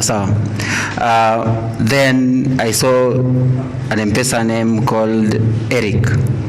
So I was just relaxed and saying, maybe at a reverse, sindio? At a reverse. Then nikaingia email.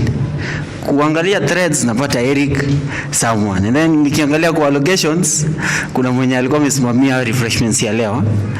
So ile furaha ikaenda. Nilikuwa nadhani nimepata 5,000. Nimepata pesa imeingia, kumbe ni pesa yenyu, si ndio? Sawa. So for today the refreshments have been sponsored by Eric. So can we give him a round of applause? And the coming weeks, we also have people who are going to sponsor. Sawa. Hopefully Amos will be one of them. Clap, man. And next time will be John. Sindio John? Yeah. So thank you very much. Mine is just to say thank you to Barbara and her team, and also the panel. Asanteni sana. So we have refreshments, so we have some sodas, and we also have milk for those who don't take drinks. But hatujasema ati sasa upige hesabu na chai ya kesho, si ndio? Mimi sikunywangi soda, lakini ushapiga hesabu na break ya kesho. So kama unakunywa soda, chukua soda, sawa sawa. Mwenye akunywi soda achukue maziwa. Asanteni sana. And Kazungu. Back to Kazungu. I don't know if Shem ameongea kweli. Shem. Na nani? Oh yeah. Nasikia Shem pia wasalimie kidogo. Alafu akimaliza aombe refreshments, si ndio? Hiyo ni Bella amesema. Karibu Shem. Mkoaje? I'm just kiongea sahi. Mko salama? So I hope mmesoma kitu. So from today's class, maybe just to rewind kenye mmesoma, I would love to hear from you or even from one of you what you have learned new and how you are going to apply it in your life. So if you are willing, maybe one of you can share with us anything that you have learned new. Yes, Shamim? Grab an opportunity that comes.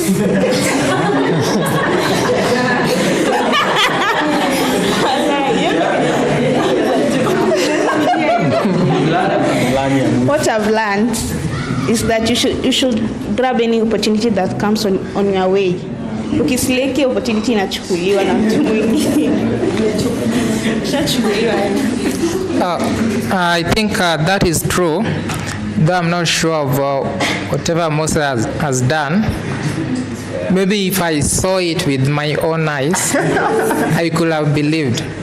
Yeye anaweza kuwa anatudanganya tu hapa na kuna Wow. Shem, jina ingine ya Shem ni Thomas. So namuelewa.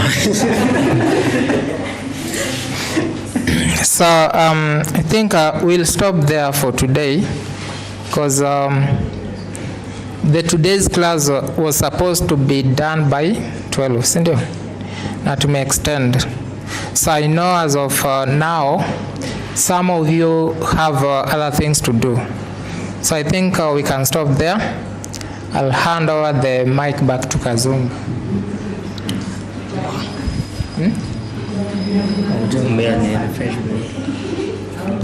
Nita choose mtu mwingine atuombe. Naweza choose?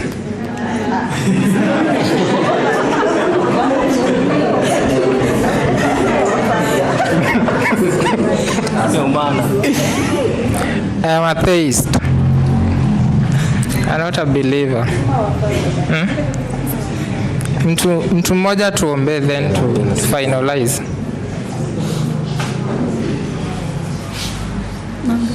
Meshak. Naweza tuombea? Aya tuombe. In the name of the Father, the Son, and the Holy Spirit. Amen.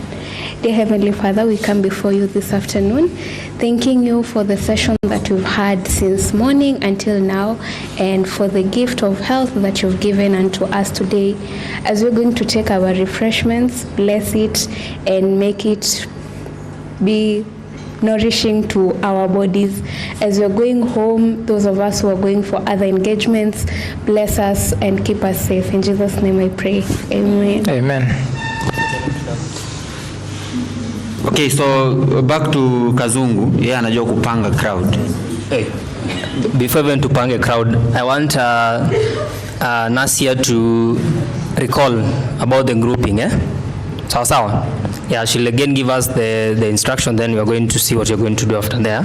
Briefly, just 5 groups. We can have 5 groups, and then each group needs to identify a problem that we want to solve for, and then now we can see how we can build a website, and we can see how we can take that website live. We can also see if it's a product, how can we find the market. How many groups? 5. Do you want to group now? Am I Kazungu guide us? I think right now their faces, they just read in refreshment, yeah? We can do the refreshment, then we'll give you the guide, so. But just to amplify on how I view things, but the Eric was my teacher at PLP. They have a very nice training. Actually, is the method I used to train here, or I use right now to train here. It's based on approaching problems and learning while you're solving them, yeah? So like for example, I did a program in, I think a medical system, okay? So that's what we want to do right now. We'll identify problems in our community together. Can you think of any right now? Which challenge do we have in Kibera here that is very common? Sanitation, right? So what solution can be provided there while incorporating the AI, the tech and everything right together? And remember, every solution first has to come from where? Brainstorming, right together. So we'll need those group. We brainstorm the solutions. Then from there now, our mentors can help us come up with more tools to do what? To address the solution right together. Tuko pamoja? Yeah, so also that's the approach we'll be taking. We'll also be embracing that kind of learning right together. So for those who are freelancers, you're almost completing your training. The question is, what are you going to do next? So as you've seen, we are still connecting the dots right together. So when you're done with the training, you move your skills to the what? To the practical part of it. Sawa. Tuko pamoja? Yeah, so we are hoping you've learned, you've had information. For the ones who are doing basic computer, don't take this as an advanced kind of skill or information. AI is cutting across all ages together. And as Barbara has shown you, there is a meta AI in your WhatsApp. You've been trying to use it, but you still don't know what it does, okay? So it means these are things that we need to embrace as early as possible. Tuko pamoja? So ukienda nyumbani, try learn more things. When we meet in next session, we'll be having a more like a one direction. Sawa. Tuko pamoja? And next time mkuje kama mmechangamka, si ndio? Now we know how things go. You've seen our faces. We'll be ready. Are you together? Anyone who wants to give a vote of thanks before we go? Before we go to refreshments? Any vote of thanks? Amani ya kimoyomoyo. Mbona tuchukue hizi vitu. Opportunity just knocks once. Hey, by the way, also at PLP, when you become number one in your project, they give you money in form of dollars. So I graduated last year, 2024. I failed to finish my project because of funny reason. But the guy who won the money, we worked with him. Imagine, $300 with a smartphone, right? Yes. I didn't finish mine, but they did the AI project together. I still finished my project, it's there right now running, but during that time, I did not finish it on time. So you see what I'm trying to say? Yeah, exactly. So if you get an opportunity, run with it, you don't know what might happen. So are we together? So enough of the preaching. See you next time. Sawa. We'll say thanks on your behalf to the trainers and who have been available. Sawa. Tuko pamoja. After hapa tunafanya tunaenda. Si tushaomba. Tushasema bye. Till next time.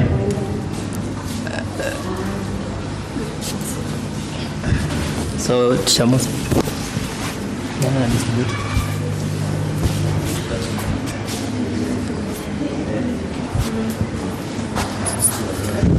So we can line up for the refreshment there. If you still want to remain for questions, you can still remain for questions. The rest we meet next week. Sawa. Have a good day, have a good weekend. See you on Monday.